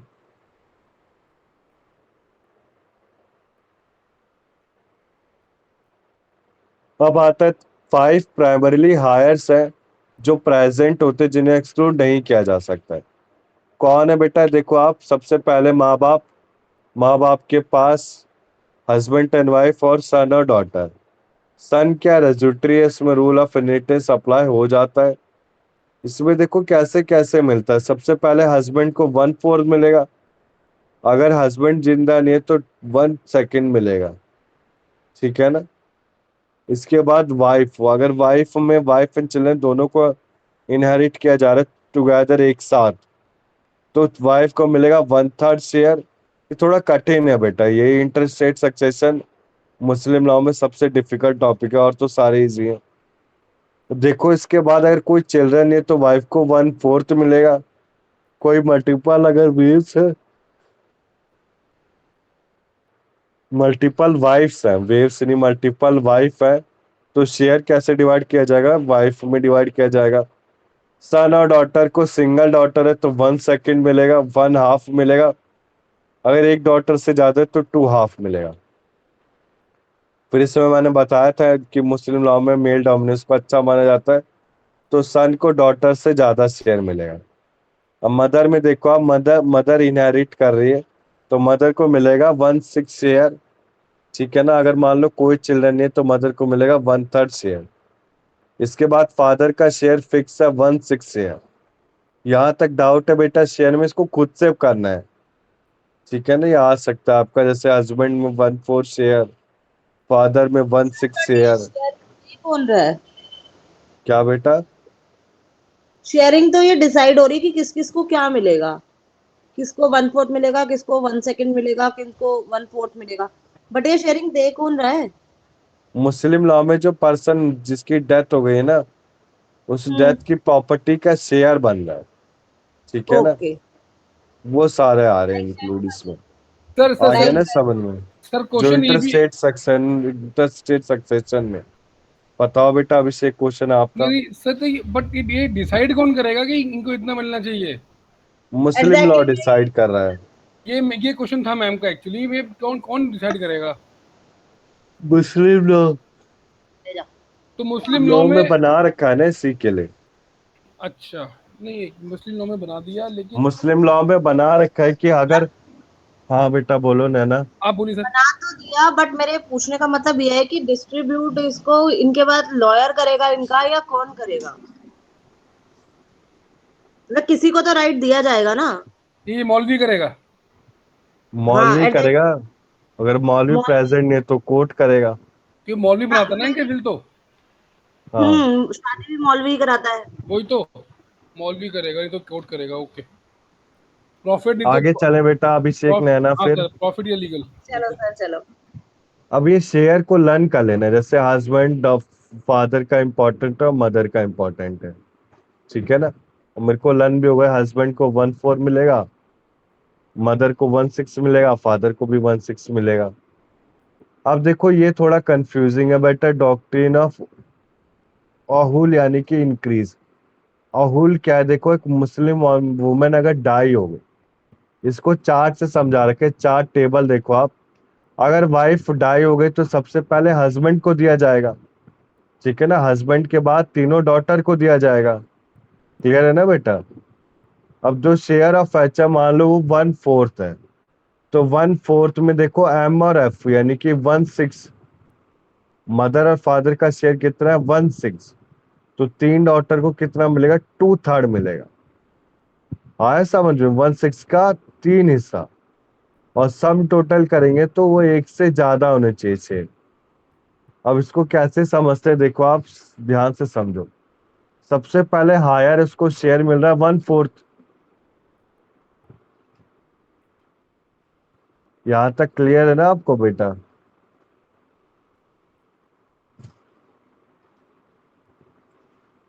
Yes sir. इसमें कहना क्या चाहता है देखो, जो वाइफ है, अगर वाइफ की डेथ हो गई तो हस्बैंड को मिलेगा, हस्बैंड को शेयर मिलेगा। अब हस्बैंड को देखो 1/4 शेयर है। हस्बैंड का आपने कितना पढ़ा है देखो इधर, हस्बैंड को कितना मिलेगा? 1/4। मदर और फादर को मिलेगा 1/6।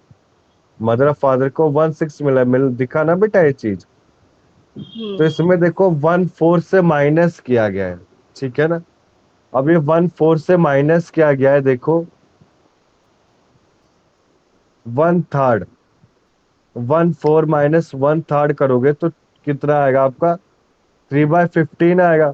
पर उसको कितना दिया जा रहा है, 3/12 आएगा। 1/4 माइनस 1/3 क्या, तो 3/12 है, 3/12। बेसिकली जो डॉक्ट्रिन ऑफ अहूल है इसको ऐसे ही समझना है, जैसे हमने अभी शेयर पढ़ा कि हस्बैंड का शेयर 1/4 होता है, मदर एंड फादर का शेयर 1/6 होता है, और अब ये तीनों डॉटर है तो तीनों डॉटर का अलग अलग शेयर निकलेगा, इसको 2/3 बोला जाएगा। ठीक है ना। तो सम टोटल कितना है, 15/12, जो एक से ज्यादा है। यहाँ तक क्लियर है, ये रिड्यूस शेयर छोड़ दो, ये नहीं समझ में आएगा। ठीक है ना। ठीक है इसको जब नेक्स्ट क्लास होगी ना ऑनलाइन तो अच्छे से समझा दूंगा इसे कॉपी में। ठीक है सर। बताओ अभिषेक। सर ये 3/12 क्यों हुए? 3/12। पहले में जहाँ पे हस्बैंड लिखा हुआ है 1/4 समझ आ गया मैं, तो इज इक्वल 3/12 क्या हुआ ये? हम्म ये जो 3/12 हुआ है ना, हम्म क्योंकि पहले तो एक ये मिनट। डिसाइड किया कि 1/6 मिलेगा, तो फिर अभी 3/12 कैसे हो गया? क्योंकि क्योंकि मैं सर ऐसा ना कि अगर ऊपर 1/4 लिखा है और फीमेल का 1/6 है, वन बाई हाँ, सिक्स का डबल कर लिएगा इन्होंने, डबल कर लिया इन्होंने, तो यहाँ डबल कर लिया इन्होंने। हम्म 1/6 2/12, यहाँ डबल हो गया, ऊपर ऊपर ट्रिपल हो गया, ऊपर 3 गुना, नीचे 4 गुना, 2 गुना। ठीक है ये पता पता समझ रखा है भाई शेयर, ये जो है ना शेयर, इसको चार्ट फॉर्म में समझा रखा है। ठीक है ना। ये 3 डॉटर के हिसाब से किया गया है अभिषेक, किसी के लिए आ रहा है। ये 3/12 है, 2/12 है, ये किससे किया गया है, 3 डॉटर के हिसाब से किया गया है। ठीक है ना। ठीक है सर, ठीक है। आगे ना समझ, जैसे हस्बैंड का शेयर 1/4, इसमें 3 डॉटर मल्टीप्लाई की गई है, मल्टीप्लाई 3 यानी कि 3/12। राइट। अब हस्बैंड के बाद कितनी बची फिर, 2 डॉटर। तो फीमेल और ये हस्बैंड के बाद देखो क्या है, ये 2/12। घुमा रहा है टू सर बाई अभी तो, ट्वेल्व है। ठीक है घुमा ना। रहा इसके बाद 1/6 2/12। इसके बाद जो तीनों डॉटर है 3/12, ये कितना हो गया, किससे मल्टीप्लाई किया गया, इसे 4 से किया गया, तो ये आ गया 8/12। 4 किसका, हम्म हस्बैंड का शेयर। हस्बैंड में डॉटर के शेयर से मल्टीप्लाई किया है, और डॉटर में हस्बैंड के शेयर से मल्टीप्लाई किया गया। अब बेटा सिंपली जो एमसीक्यू में क्वेश्चन बनेगा ना आपका, वो शेयर पे ही बनेगा। इस बार तो हम्म आया नहीं था इससे कुछ भी क्वेश्चन, मैंने दिखाया था पेपर आपको। ठीक है ना। तो इसके शेयर्स को लर्न कर लो, रिड्यूस शेयर्स मत करो। रिड्यूस शेयर्स में क्या है, इसको 1 से माइनस किया गया। ठीक है ना। मल्टीप्लिकेशन के बाद 1 से माइनस किया गया। टेढ़ा है थोड़ा सा। आया समझ में, आगे चले हम। Yes sir. हाँ सर, चलो सर चलो। अब देखो इसके बाद आता है डॉक्ट्रिन ऑफ रेड यानी कि रिटर्न। ये रिटर्न क्या कहने का मतलब है, जैसे शेयरर को प्रॉपर्टी दे दी, अब शेयरर के बाद कुछ हिस्सा बच गया तो रेज्यूटरी को दिया जाएगा, रेज्यूटरी। अब ये रेज्यूटरी कौन है आगे पढ़ेंगे, जैसे कि दूर के रिश्तेदार। अब घर के मेंबर में 7 लोग थे, 7 लोग को घरों का हिस्सा दे दिया। अब कुछ 10% हिस्सा बच गया, जो 10% हिस्सा वो डॉक्ट्रिन ऑफ रिटर्न के हिसाब से रेज्यूटरी को दे दिया जाएगा, जिसे एक्सेस शेयर बोला जाता है। ठीक है ना, क्लियर है यहाँ तक। Yes sir. अब ये डॉक्ट्रिन ऑफ रेड एप्लीकेबल कब होता है, रिटर्न बेसिकली विडर विडवर्ड में जो पार्टिसिपेट नहीं कर पाती शेयर में, डिस्ट्रिक्ट किंडर्ड में। और ये बेसिकली अप्लाई होता है जब कोई रेज्यूटरी नहीं है। ठीक है ना। तो रेज्यूटरी को डिसाइड किया जाता है और उसके शेयर को प्रोवाइड किया जाता है। यहाँ तक क्लियर है, आगे चले बेटा हम। यस ठीक है सर। सर। तो बेसिकली मैंने 2 डॉक्ट्रिन पढ़ा, एक तो डॉक्ट्रिन ऑफ उल उल और डॉक्ट्रिन ऑफ रेड। अब बेटा देखो, आप डिस्क्वालिफिकेशन इनहेरिट से कौन कौन है, मतलब इनहेरिट का उन्हें हिस्सा नहीं मिलेगा। सबसे पहले जिन्होंने अपनी कास्ट को चेंज करा रखा है, ठीक है, जो कन्वर्ट कर दिए गए हिंदू में, तो उन्हें क्या मिलेगा, मुस्लिम का पार्टिसिपेशन में इनहेरिटेंस नहीं मिल पाएगी। इसके बाद देखो फिर आता है, अब आता है इलेगिमिटेड चाइल्ड। अगर मान लो सुन्नी लॉ में कोई इलेगिमिटेड चाइल्ड है, तो क्या उसे शेयर मिलेगा प्रॉपर्टी का, तो बता रखा है। चाहे सुन्नी हो चाहे सिया हो, इलेगिमिटेड सन को उसका शेयर नहीं मिलेगा, ठीक है ना। तो साफ साफ बोल रखा है, but does not inherit from father और एनी ऑफ हिज रिलीजन। कहने का मतलब है इलेगिमिटेड सन में समझा रखा है डिटेल में कि आपका जो शेयर है, अगर मान लो इलेगिमिटेड सन है, तो ना शेयर किसी को मिलेगा, ना सुन्नी लॉ में मिलेगा ना फिर सिया लॉ में मिलेगा। इसके बाद आता है, अगर मान लो आप पर्सन को किल कर देते हो उसकी प्रॉपर्टी इनहेरिटेंस लेने के लिए, तो बेसिकली अगर पर्सन को इनहेरिट किल कर दिया गया है उसकी, तो उस देखो अगर मेरा पर्पस है, जैसे कि औरंगजेब था, औरंगजेब ने अपने जहांगीर फादर को मर्डर कर दिया था प्रॉपर्टी में हिस्सा लेने के लिए। तो शाहजहां को क्या था, भूल गया, सॉरी, शाहजहां को क्या था, औरंगजेब ने। तो इस केस में जो पर्सन सपोज है, उसको उसको इनहेरिटेंस से डिसक्वालीफाई कर दिया जाएगा, यानी कि उसे इनहेरिटेंस प्रॉपर्टी नहीं दी जाएगी। आए समझ में, जो पर्सन लायबल अपने फादर की डेथ के लिए, तो उसको इनहेरिटेंस की प्रॉपर्टी प्रोवाइड नहीं की जाएगी। क्लियर है बेटा, आगे चले हम। Yes sir. अब देखो शेयरर का जो टॉपिक है वो पूरा कंप्लीट है, ठीक है ना। शेयर के बाद जो आता है रेज्यूटरी आता है, रेज्यूटरी होते हैं दूर के रिश्तेदार। फिर एस्टीट होता है, एस्टीट मैंने आपको बताया, एस्टीट क्या होता है, जब कोई लीगल हायर एब्सेंट नहीं होता तो प्रॉपर्टी को कौन हथिया लेता है, गवर्नमेंट हथिया लेती है, ठीक है ना।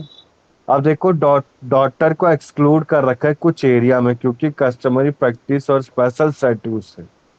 अब ये जो मुस्लिम लॉयर्स में जो डॉटर है उसको पार्टीशन के हिस्से में नहीं बुलाया जाता, मतलब पार्टीशन की प्रॉपर्टी से प्रोवाइड नहीं की जाती है। अब देखो एक रूल ऑफ प्रोमोग्निचर, प्रायोमोगेनिचर का क्या मतलब, क्या देखो रूल, कि जो फर्स्ट लड़का है, फर्स्ट लड़के को ज्यादा प्रेफरेंस दी जाएगी। Elder son will get the preference in same aspect of inheritance. अब बेसिकली देखो आप, कौन कौन आ गया, सम वतन एक्ट आ गया, अवैध स्टेट आ गया, ये रूल ऑफ प्रोग्निसिस को मानते हैं, ठीक है ना। इसमें डॉक्टर को हटा रखा है। गुजास एंड बराकपल कमिटीज ने भी डॉक्टर को हटा रखा है। जम्मू एंड कश्मीर में देखो डॉक्टर सक्सीड अगर डॉक्टर, ये 3 टॉपिक क्या, घुमाएंगे सर। डॉक्टर को भी हिस्सा नहीं मिलेगा, बट वो इनहेरिटेड प्रॉपर्टी कर सकते हैं अगर वो खानिसान है, खानिस खाना नसीन, खाना नसीन है, ठीक है, ठीक है ना बेटा, खाना नसीन है तो उसको प्रॉपर्टी कैसा नहीं दिया जाएगा, मतलब खाना प्रॉपर्टी, नसीन खाना नसीन है तभी प्रॉपर्टी का हिस्सा दिया जाएगा। जैसे जो बुर्का फॉलो करती हैं, नमाज ओके। पढ़ती हैं, उन्हें खाना नसीन कहेंगे, ठीक है ना। यहाँ तक क्लियर है बेटा, आगे चले हम। Okay sir. Basically interstate succession में आपका इतना ही था, ठीक है ना। फिर मैं वाकिफ स्टार्ट कराता हूँ, वाकिफ थोड़ा बड़ा है। यहाँ तक डाउट है बेटा इंटरस्टेट सक्सेशन में किसी को? No sir. Sandeep, Abhishek, Divya, doubt है आपको? ठीक है सर। बताओ नो बेटा, संदीप, दिव्या, नो सर। किसी को डाउट है? अब बेटा नहीं सर। वाकिफ है क्या, बेसिकली वाकिफ मैं फिर से बता देता हूँ, आज जो हमने पढ़ा, अडॉप्शन स्पॉन्सरशिप हो सकती है, अडॉप्शन नहीं किया जा सकता। गार्डियन हमने पढ़ा, गार्डियन प्रॉपर्टी को गार्डियन कौन कौन हो सकता है। गार्डियन के बाद हमने पढ़ा विल, टेस्टामेंट्री, इंटेस्टामेंट्री विल पढ़ा, ठीक है ना। इंटरस्टेट सक्सेशन में चार चीजें आती थी, जैसे क्लास वन था, क्लास वन की जगह शेयरर आते थे। क्लास टू दूर के रिश्ते रिजर्वरी होते थे। फिर डिस्टेंट किंडर एग्नोट्स में आ गए, और डिस्टेंट किंडर में बेटा एग्नोट्स और कॉग्नोट्स दोनों आते हैं, ठीक है ना, हिंदू लॉ वाले।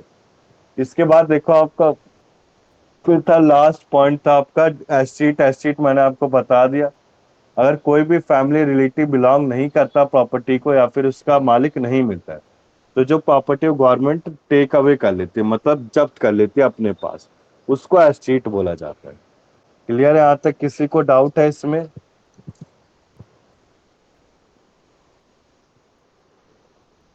बोलो बेटा, डाउट है किसी को इसमें? नहीं सर। अब हमने देखो, अब इसके बाद आता है, एक मिनट, वाकिफ आता है स्टार्ट। अब वाकिफ में बता देता हूँ एक बार वाकिफ होता क्या बेसिकली। वाकिफ में वाक्फ होता है, इसके प्रोनाउंसिएशन के डिफरेंट प्रोनाउंसिएशन है, पर मैं वाकिफ बोलता हूँ, ठीक है ना। वाकिफ क्या होता है बेटा, बेसिकली जो हम, जैसे मक्का मदीना तो आपकी चैरिटेबल ट्रस्ट है, ठीक है ना। वाकिफ क्या होगा, जो कॉमन पर्सन के यूजिंग के लिए बनाया गया। जैसे कि मैं बोल सकता हूँ कि नमाज पढ़ने के लिए एक रूम पढ़ाया गया, उसमें जाऊंगा मैं नमाज को रीड करूंगा, तो वाकिफ किसने बनाया, वाकिफ बोर्ड ने बनाया। क्लियर है ना बेटा।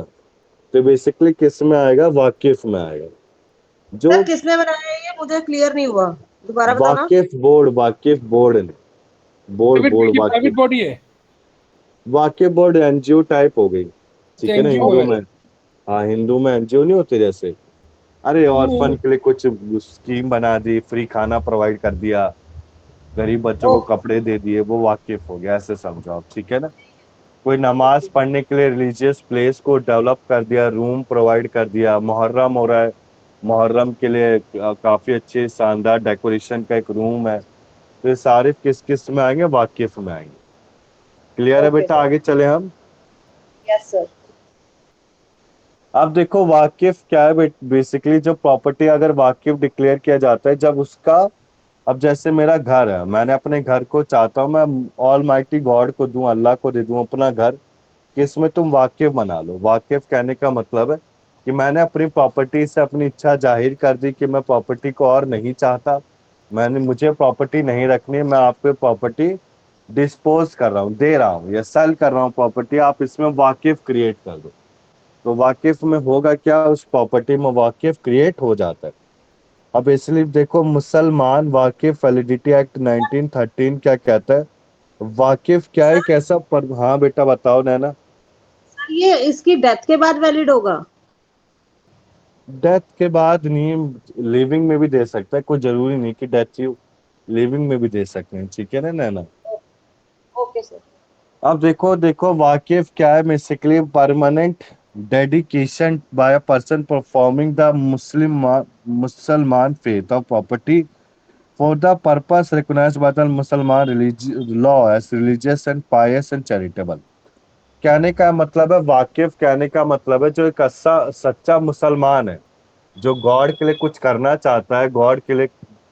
अब जैसे मैं आपसे पूछा बेटा, हमारे हिंदू लॉ में अगर हम असली हिंदू हैं तो घर में भंडारा कथा और ये सब कराते, तो सेम जो मुस्लिम असली मुसलमान है, वो क्या क्रिएट कराएगा, वाकिफ कराएगा। वाकिफ में क्या होगा कि सारी की सारी जो मेरी प्रॉपर्टी है, जो मैं अपनी प्रॉपर्टी देना चाहता हूँ, वो वाकिफ बोर्ड को दे दूंगा। वाकिफ बोर्ड की इच्छा है वो एक तरह से उसको पब्लिक यूज के लिए बना देगा, ठीक है ना। पब्लिक उसमें पानी पीने के लिए बना सकता है, पब्लिक खाना खाने के लिए बना सकता है, समझो ना आप। अरे जैसे हम जाते हैं कहीं पे खाना खाते हैं, जैसे आपका गुरुद्वारा है, गुरुद्वारे में फ्री का लंगर बढ़ता है, तो गुरुद्वारा को वाकिफ बोला जा सकता है, वो पब्लिक यूज के लिए। आ गया ना जी। समझ में। राइट तो सर। वाकिफ जो गुरुद्वारा तो क्रिश्चियन में यूज किया गया है, टेम्पल हिंदू में यूज किया गया है, मंदिर। और वो सर मुस्लिम्स गुरुद्वारा में क्या, सिख में यूज किया गया, क्रिश्चियन में नहीं किया हाँ गया। हाँ हाँ, सॉरी सॉरी, सिख में यार, प्रोनाउंसिएशन गलती निकल के ना सॉरी चीज के लिए, ठीक है ना। कोई बात। अब जो मेजर पर्सन है साउंड मार्क का वाकिफ होता है, उसे फाउंडर ऑफ वाकिफ बोला जाता है। वाकिफ कैसे क्रिएट किया जा सकता है, एक डीड में, राइटिंग या ओरल। और इससे अगर कोई रिटर्न डीड ऑफ एंडोमेंट है, उसे वाकिफ नामा बोलते हैं। आगे चलें बेटा हम। जी सर। आप देखो क्रिएशन ऑफ वाकिफ कैसे होता है, मैंने आपको बताया बेटा, आपने मुझसे क्वेश्चन पूछा नैना कि सर वाकिफ क्या जरूरी है लिविंग में, मैंने कहा हाँ जी लिविंग में होता है, वो आगे मेंशन। देखो, by the okay sir. Act of living person, यानी कि मेरी इच्छा है मैं मरने से पहले वाकिफ बनाना चाहता हूँ। या देखो, जब कई लोग होते हैं, कई लोगों की मेंटेलिटी होती है कि almighty God is the supreme one, तो we have to do something for the happiness of almighty God, मतलब हमें ऐसा कुछ करना चाहिए हैप्पीनेस गॉड के लिए। तो बेसिकली वाकिफ क्या है, आपका एक बोर्ड क्रिएट किया गया है जो किसके लिए, हैप्पीनेस है ऑलमाइटी गॉड के लिए, ठीक है ना। जैसे हम अपनी इच्छा से भंडारा कराते हैं, कथा कराते हैं, तो सेम वाकिफ में कोई लिविंग पर्सन है, वो अपनी मर्जी के हिसाब से, मर्जी के इच्छा के अनुसार से वाकिफ क्रिएट कराता है। अब बेसिकली डन किया जा सकता है जब पर्सन डेथ बेड पे हो, यानी कि उसकी डेथ होने वाली है, मुर्ज उल मौत जो बोला जाता है, या फिर वो डेडिकेट नहीं कर सकता 1/3 ऑफ प्रॉपर्टी फॉर वाकिफ के लिए, ठीक है ना। तो वाकिफ प्रॉपर्टी के पास चली जाएगी, अपनी इच्छा के अनुसार कर सकता है। पर्सन अगर विल को लीव कर देता है तो अपनी प्रॉपर्टी को डेथ के बाद दे सकता है, बाय यूसेज यानी कि यूज करने के लिए दे सकता है अपनी प्रॉपर्टी को, कि कोई भी आए मेरी प्रॉपर्टी को यूज करे किसी पब्लिक पर्पस के लिए, पब्लिक यूज के लिए या फिर रिलीजियस पर्पस के लिए। सर क्लियर है बेटा क्रिएशन ऑफ वाकिफ। आगे चले हम। एक पॉइंट है सर। बोलो बेटा सर अभिषेक। सर अगर वाकिफ केस में मुस्लिम ने अपनी विल नहीं बनाई और ये गवर्नमेंट के पास चली गई एज अ गवर्नमेंट प्रॉपर्टी, तो गवर्नमेंट इसको वाकिफ में कन्वर्ट कर सकती है, नहीं कर सकती? समझा नहीं, बात फिर से बोलोगे बेटा। मुस्लिम ने प्रॉपर्टी किसको दी? गवर्नमेंट को। नहीं, मुस्लिम ने विल नहीं बनाई और गवर्नमेंट हाँ, ने प्रॉपर्टी एक्वायर कर ली। वो एस्टीट में आता, वो वाकिफ में नहीं आता बेटा, उससे वाकिफ नहीं कह सकते। नहीं नहीं, क्या उसमें गवर्नमेंट इसको वाकिफ बना सकती है, या ऐसा कुछ है कोई रूल कि वो अपने किसी और यूज में करेगी उसको? अब देखो, प्रॉपर्टी आपका जो केस है वो अच्छा है, क्वेश्चन गुड अच्छा है। तो इसमें क्या होगा, देखा जाएगा बेटा जो प्रॉपर्टी कितनी ज्यादा बड़ी है। अगर वो छोटे से कमरे भर के, 2 कमरे भर के, राइट तो क्या ही यूज कर पाएंगे, पब्लिक यूज होना चाहिए ना उसमें। राइट जैसे नमाज पढ़ने के लिए वाक्य बनाया गया है, राइट तो राइट नमाज कोई एक पर्सन तो पढ़ेगा नहीं, गिनके 100 बंदे, मिनिमम 100 तो होने चाहिए, मिनिमम 100 या 50%। तो ये एरिया पे डिपेंड करता है अभिषेक, कितना एरिया बड़ा है, तो उस हिसाब से वाक्य बनाया जाएगा, ठीक है ना। ठीक है सर। आगे समझ में आ गया। अब देखो ये यूज क्रिएशन ऑफ वाकिफ कौन कौन कर सकता है? एक लिविंग पर्सन कर सकता है, अपनी इच्छा के अनुसार करेगा और यूसेज के हिसाब से करेगा। अब इसके बाद देखो फीचर्स बोले गए वाकिफ के, क्या क्या फीचर्स हैं देखो, आप समझो कि अल्लाह कोई कंप्लीट ऑनर माना गया है, उससे बदला नहीं जा सकता, सेकुलर है, ट्रस्ट है अल्लाह के ऊपर। तो ऑनरशिप है, स्टेबलर्स को उसको वाइप आउट किया जाता है, वेलफेयर के लिए यूज किया जाता है, मतलब मैनकाइंड के वेलफेयर के लिए। ये परपेचुअल नेचर है, परपेचुअल मतलब बार बार रिपीटेशन, बार बार यूज किया जा सकता है, बदला नहीं जा सकता है, रिवोकेबल बदला नहीं दिया जा सकता। इनअलाइनेबल क्या होता है? इनअलाइनेबल मैंने आपको समझाया, जिसे ट्रांसफर नहीं किया जा सकता। इनअलाइनेबल मतलब ट्रांसफर नहीं किया जा सकता है। तो फीचर ऑफ वाकिफ में हमने क्या क्या चीजें पढ़ी? सबसे पहले अल्लाह आपका कंप्लीट गॉड है, उसे बदला नहीं जा सकता, ऑनरशिप इसकी वाइट अप होती है, इसको मैनकाइंड के वेलफेयर के लिए यूज किया जा सकता है, ये आपका ट्रांसफर नहीं हो सकती, परपेचुअल होती है नेचर में। आगे चले बेटा हम।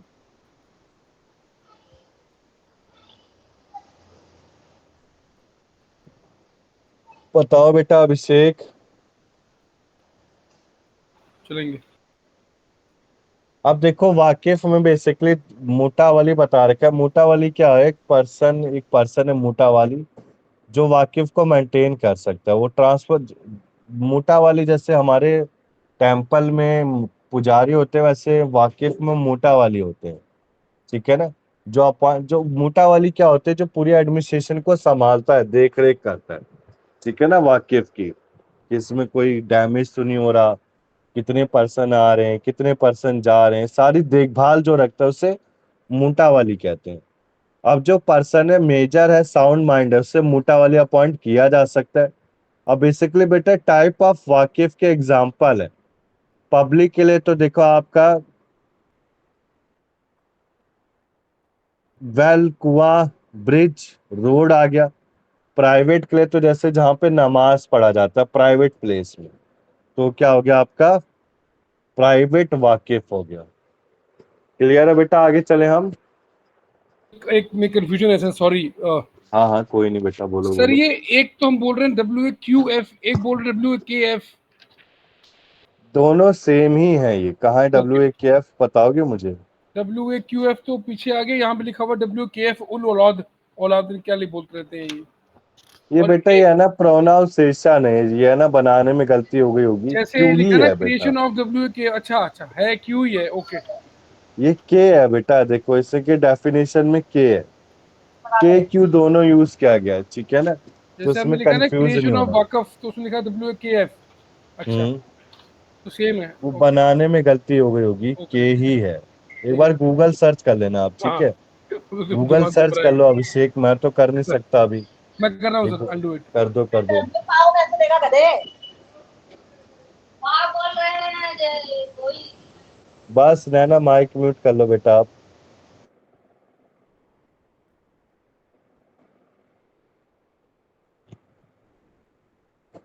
क्या है, क्या मिला अभिषेक? संदीप वॉइस आ रही है आपको? जी सर। गूगल सर्च करो बेटा, क्या आ रही है स्पेलिंग एक बार आप। किसकी सर्च करनी सर, बीच में गायब हो गई थी वॉइस। वाकिफ। वाकिफ, वाकिफ की। वक्फ बोर्ड बोलते हैं सर इसको। के होता है कि क्यू होता है? क्यू क्यू क्यों होता क्यू। है सर, क्यों? तो क्यू है, वो के गलती से लिख दिया, ठीक है ना। हाँ, वक्फ बोर्ड होता है सर ये। अब आगे चलें बेटा हम। Yes sir. अब देखो वाक्यू ये। इसके बाद आता है ये सर। आपका, अब देखो टाइप ऑफ वाकिफ मैंने कर लिया, वेल हो गया, ब्रिजेस हो गया, रोड हो गया, प्राइवेट प्लेसेस जैसे जिसमें नमाज पढ़ा जाता है।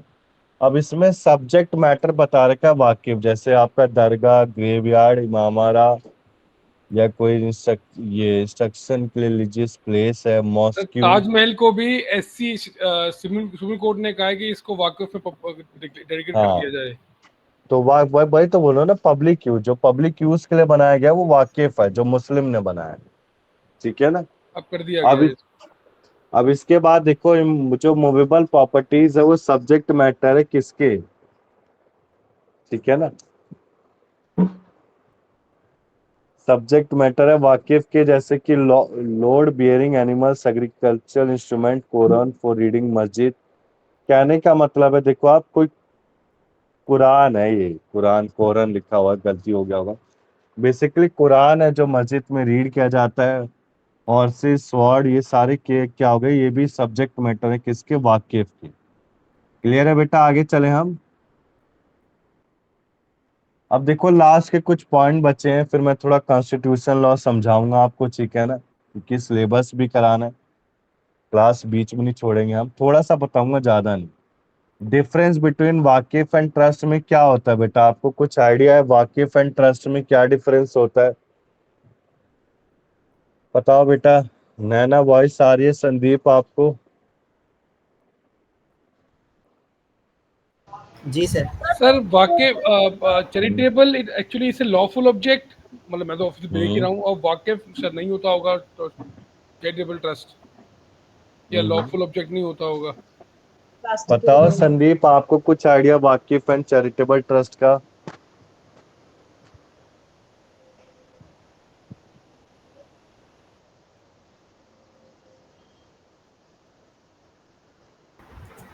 सर वक्फ सन बोर्ड इन्होंने वो बनाया हम्म हुआ है, एक एनजीओ जैसे आपने बताया। सिंपल मीनिंग कोई मुझे बताएगा तो मैं खुश हो जाऊंगा कि हाँ बच्चे ने पढ़ एक्ट में कुछ डिसाइड किया हुआ है सर इन्होंने ना। ये भी मैं बताता हूँ, नहीं बता जैसे पा सर रहे हम आप। बहुत सारी एनजीओ से बात करते हैं। जी जी।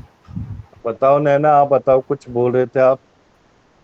मैं ये बोल रही हूँ सर, सिंपल मीनिंग इसका यही है, वक्फ में ये है कि वो कोई भी जैसे कि लिविंग में जैसे इंसान जो अपनी जगह देना चाहता है वो दे सकता है। ट्रस्ट बट वो होता है कि जो स्पॉन्सर की जाती है, जो एनजीओ टाइप हो गया। Trust is basically made for one person, ठीक है, एंड वाकिफ is made for many purpose, many many persons.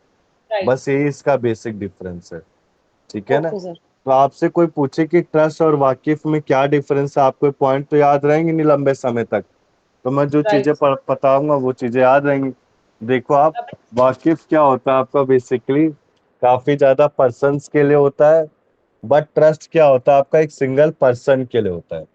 तो वाकिफ जो कॉन्स्टिट्यूटेड किया गया वो रिलीजियस चैरिटेबल के लिए इस्लाम है, बट ट्रस्ट किसी भी लॉफुल ऑब्जेक्ट के लिए होता है।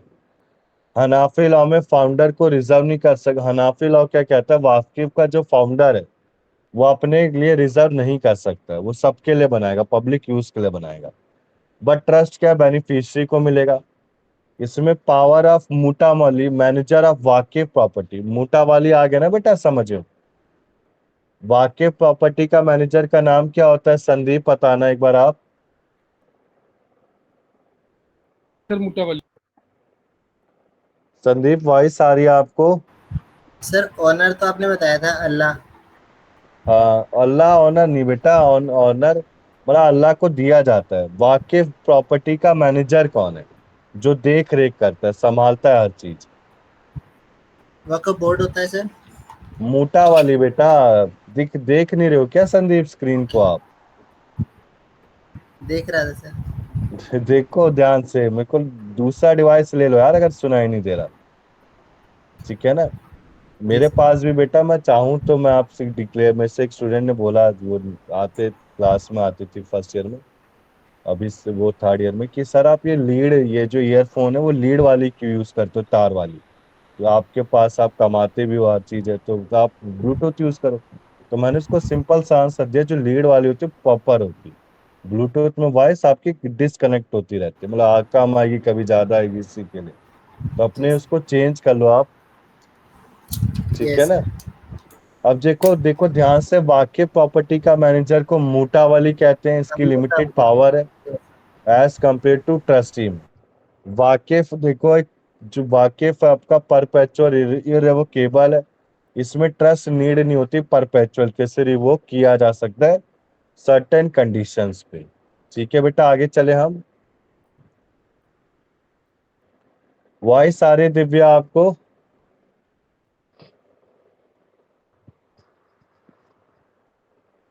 Yes sir. तो मैनेजर ऑफ वाकिफ प्रॉपर्टी कौन होता है दिव्या, आपको कुछ आइडिया बेटा? वाकिफ प्रॉपर्टी के सर मैनेजर। मुनावर। हाँ वेरी गुड। ठीक है। अब देखो, इसके बाद आता है मोटा वाकिफ बोर्ड और ट्रस्ट। ट्रस्ट का मैंने डिफरेंस बता दिया आपको, फिर से रिवाइज करा देता हूँ। वाकिफ आपका चैरिटेबल रिलीजियस पर्पस के लिए किया जाता है। ये लॉ ट्रस्ट आपका किसी भी लॉफुल पर्पस के लिए होता है।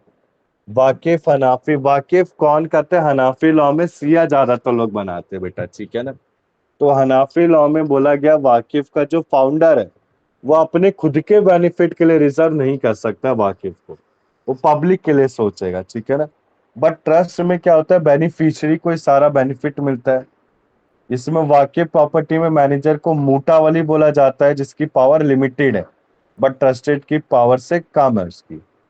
वाकिफ आपका परपेचुअल है, यानी कि चलता रहेगा लंबे समय तक, रुकेगा नहीं, चलता रहेगा, और इसको बदला नहीं जा सकता। बट ट्रस्ट आपका परपेचुअल नहीं है, इसको बदला जा सकता है कुछ कंडीशंस। ठीक है। तो हमने पढ़ा बेटा मोटावाली कौन है, जो वाकिफ प्रॉपर्टी का ओनर है, ओनर सॉरी मैनेजर है, जो देख रेख करता है, संभालता है। ये सब याद रखने। और वाकिफ के हमने एग्जाम्पल पढ़े, क्या होते हैं अभिषेक एग्जाम्पल वाकिफ के, बताओगे आप मुझे? संदीप आप बताओगे वाकिफ के एग्जाम्पल क्या क्या होते हैं?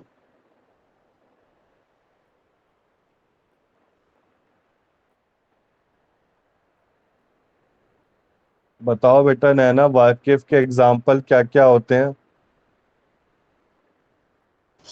सर वो पब्लिक स्पेस फॉर नमाज करने के लिए खोल दिया, पब्लिक के लिए खोल दिया।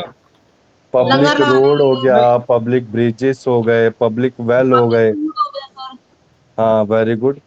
अब इसके बाद देखो लास्ट आता है आपका, क्या आता है, कुछ बता रखा है इसमें, किस समझ लेनो बस इसको आप। कुछ डिफरेंस, जो डिफरेंस दिया गया है वो मुस्लिम वाकिफ पे अप्लीकेबल नहीं होता। किसका? वाकिफ एंड ट्रस्ट का। बट इसको स्टार्ट करने के लिए सूट को, ट्रस्ट को सिविल प्रोसीजर कोड में डाला गया है। ट्रस्ट आपका इंडियन ट्रस्ट एक्ट मुस्लिम लॉ में एप्लीकेबल होता है। अगर मुस्लिम चाहता है प्रॉपर्टी को सेटल करना तो सेटल कर सकता है। क्लियर है बेटा? यहाँ तक डाउट है किसी को? No sir. तो आज की क्लास में हमने क्या क्या पढ़ा संदीप, आप बताओगे हमें क्या, जो मेन मेन टॉपिक पढ़े बेटा बस? जी सर। दिव्या आप बताओगे क्या क्या टॉपिक कवर सर किए हमने हमने आज? अडॉप्शन किया सर। हाँ अडॉप्शन में इसमें मोमडन लॉ में नहीं होता है, मुस्लिम लॉ में कफाला होता है, इसमें स्पॉन्सरशिप जिसको कहते हैं। Very good. Main main heading बता दो बेटा और संदीप बस। गार्जियंस पढ़ा हमने, हम्म। और शाम को आ जाइयो। जो जुवेनाइल जस्टिस पढ़ा हमने, हम्म। और सर ये जो 3 aspects of guardianship Muslim law में था वो पढ़ा, शाम को ले लो तो पढ़ रही हूँ मैं।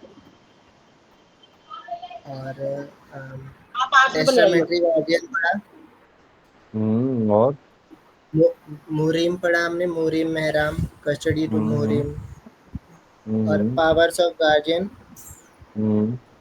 और कंसेप्ट ऑफ विल।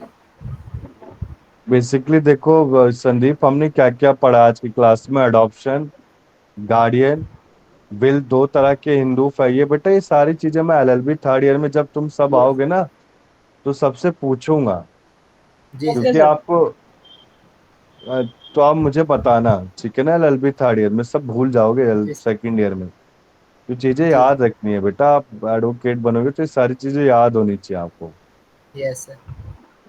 तो सुनो आप, हमने क्या क्या पढ़ा आज? हमने पढ़ा अडॉप्शन, गार्डियन, विल पढ़ा। विल दो तरह के थे। टेस्टामेंट्री विल जो मरने से पहले करी जाती थी, इसमें विटनेस वसीयतनामा बोलते थे इसको। इसके बाद हमने इंटरस्टेट सक्सेशन किया, जिसमें कोई वसीयतनामा नहीं होता था, मरने के बाद डिसाइड किया जाता था किसको प्रॉपर्टी का हिस्सा कितना दिया जी जाएगा। इसमें शेयर था, रेज्यूटरी था, डिस्टिंक्ट किंडर था, और लास्ट में एस्टीट था। एस्टीट क्या कौन होते थे? जब प्रॉपर्टी गवर्नमेंट प्रॉपर्टी को हथिया लेती थी, जब कोई भी उसका लीगल हायर अवेलेबल नहीं होता था। शेयर में हमने पढ़ा कि 1/3 शेयर मिलता है। इसके बाद मैंने शेयर लर्न करा दिए थे। रूल ऑफ अहूल इंक्रीज में क्या कराया था लर्न? देखो, 1/4 मिलेगा हस्बैंड को, मदर फादर को मिलेगा 1/6 शेयर। क्लियर है बेटा? 2/3 मिलेगा डॉटर्स को, ठीक है ना? इसके बाद मैंने आपको क्या सिखाया था? इसके बाद हमने पढ़ा वाकिफ। वाकिफ एक वाकिफ का मैनेजर मुतावली होता है। वाकिफ के एग्जाम्पल ब्रिज, रोड, वेल, जहाँ नमाज पढ़ी जाती है। वाकिफ के बाद हमने पढ़ा कि वाकिफ मुतावली जो मैनेजर होता है, अल्लाह को दे दिया जाता है बेसिकली प्रॉपर्टी, और ये बेसिकली लिविंग में किया जाता है, डेथ के बाद नहीं होता। जब मैं लिविंग हूँ तभी वाकिफ क्रिएट कर सकता हूँ, ठीक है ना? पब्लिक पर्पस के लिए बनाया जाता है, छोटे प्लेस में नहीं, काफी बड़े प्लेस में बनाया जाता है। क्लियर है बेटा? आगे चलूं मैं? Yes sir. अब देखो आपका अब जब जो टॉपिक कंप्लीट हो गया है, अब इसके बाद में थोड़ा कॉन्स्टिट्यूशनल लॉ दिखा दो बेटा जो हम करेंगे।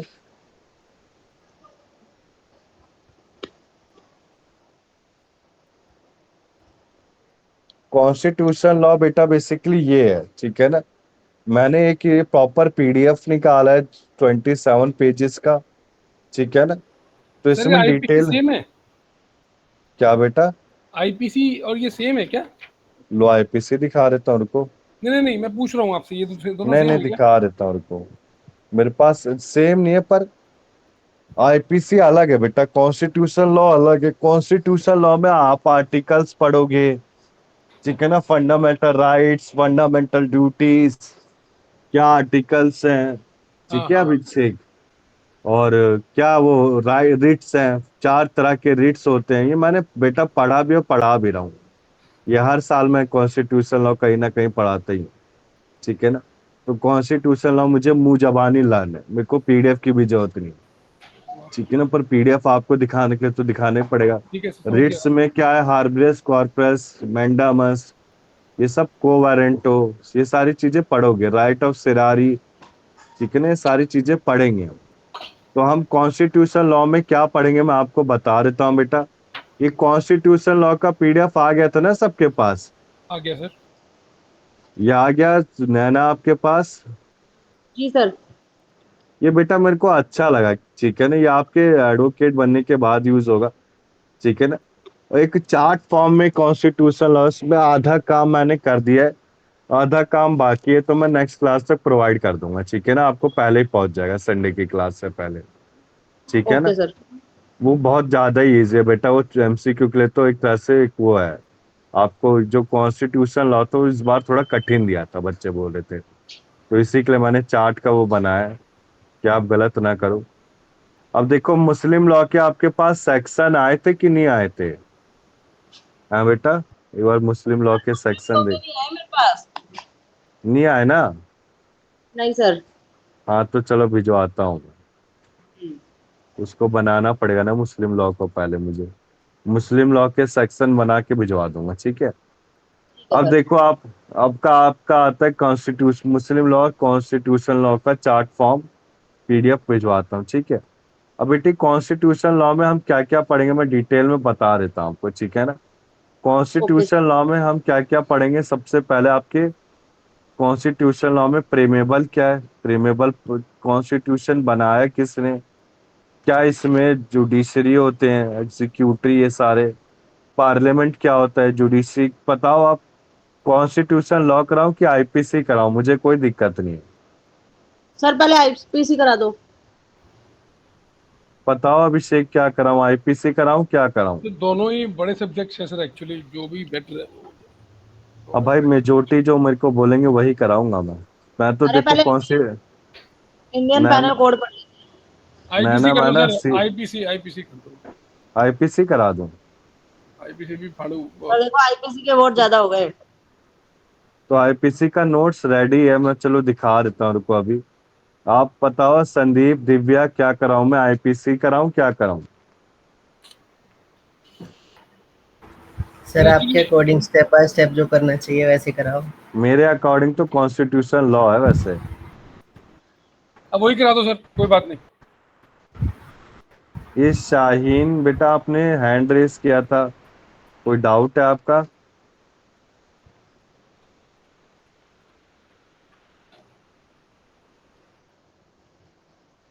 बोलो बेटा शाहीन, कोई डाउट है आपको?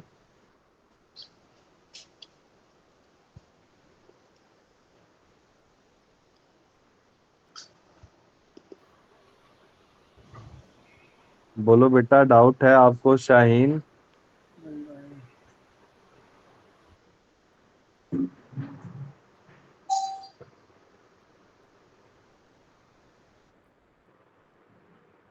सर शाहीन है नहीं शायद। निकिता है, मुझे ऐसा लग रही है शाहीन निकिता की आएगी जगह। ऑनलाइन। सर आप ही देख लो सर, जो बेस्ट लगेगा आप करा दो, पहले चेक सर हाँ करके वही मैं मुझे करा देख बढ़िया रहा याद। हूँ, मैंने बनाया तो था, पता नहीं क्या बना दिया। कोई बाकी जो बात नहीं हैंडी है सर, वो कर लेते हैं सर, आपको जो हैंडी है वो कर हाँ, लेते हैं सर। जो लेंथ है वो करा दूं? नहीं नहीं, अभी जो हमारे हाथ में वो है ना, कॉन्स्टिट्यूशन इंडिया का पीपीटी आई हुई है, वो स्टार्ट कर देते हैं। संदीप क्या बोलता है भाई? जो आप बोलो बेटा स्टेप वो करा दूंगा, स्टेप मुझे बाय कोई स्टेप दिक्कत बेस नहीं। कैसे होना चाहिए, उसके बाद स्टेप हमें बाय दूसरी स्टेप चीज समझना संदीप इजी नहीं, रहेगी। स्टेप बाय स्टेप बेटा आपका कॉन्स्टिट्यूशन लॉ आता है, फिर सर फिर उसके बाद लॉ, कॉन्स्टिट्यूशन तो वही कराओ सर। आप वही लॉ कराओ ऑफ सर, कोई बात थॉट नहीं, आता है, कराओ। फिर आईपीसी आता है, फिर आपका लीगल लैंग्वेज। तो ठीक है अभी ना, मैं कराओ सर, तो पहले ही कराओ। एक बार सिलेबस दिखा देता हूँ, रुको। ऐसी हवा में पहले ही बिना टच करे लैप कर ले, इसको लगा ले, सब में लगा के ये पकड़। ये तो टच में नहीं आएगा, कर देगा।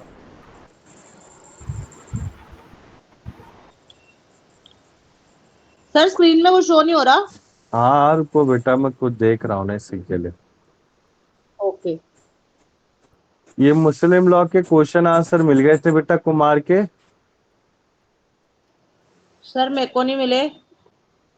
रुको रुको रुको,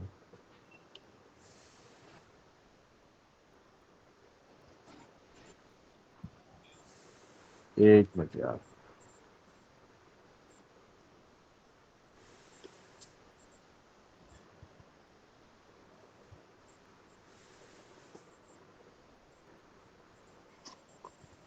एक मिनट रुको, मैं देख रहा हूँ। मैंने सिलेबस भेजा था क्या बेटा किसी को?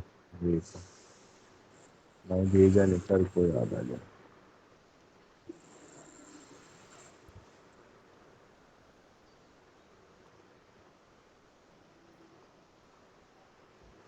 एक, हाँ ये रहेगा, मिल गया सिलेबस, रुको एक मिनट बस।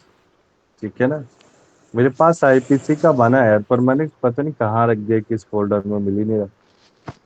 देखो आप, दिख रहा है बेटा? Yes sir.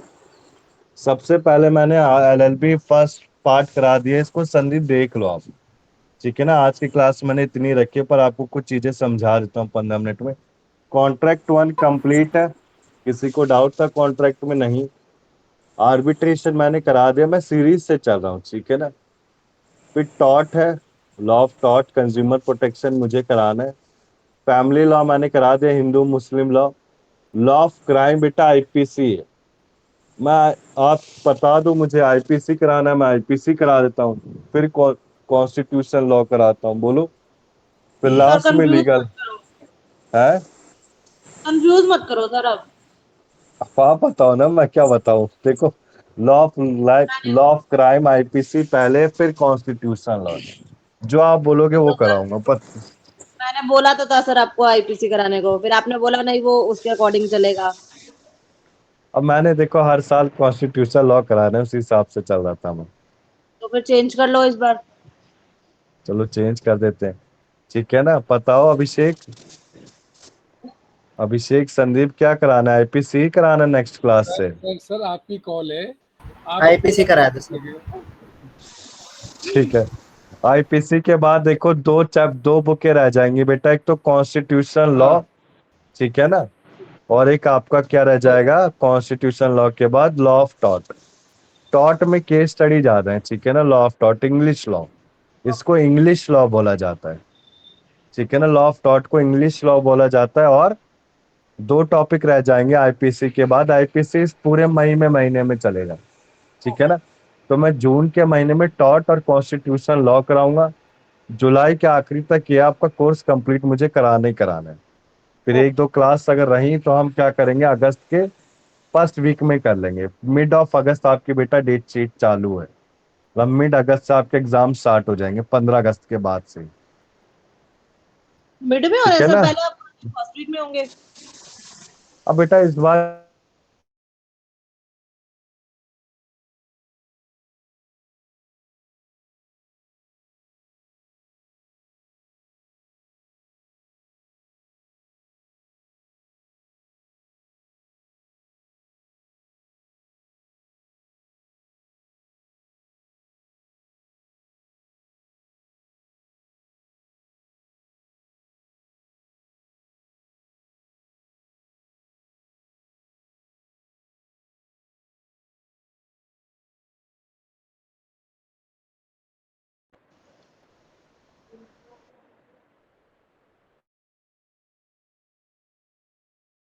एक मिनट बेटा, आईपीसी का देख रहा हूँ मैं।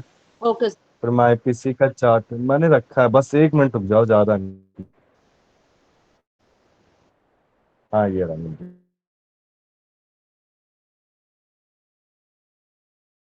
को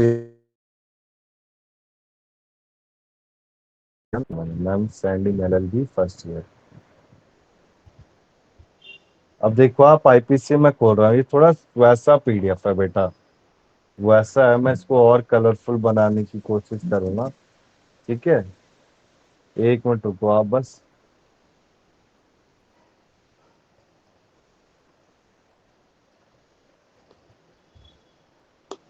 दिख रहा है आईपीसी बेटा?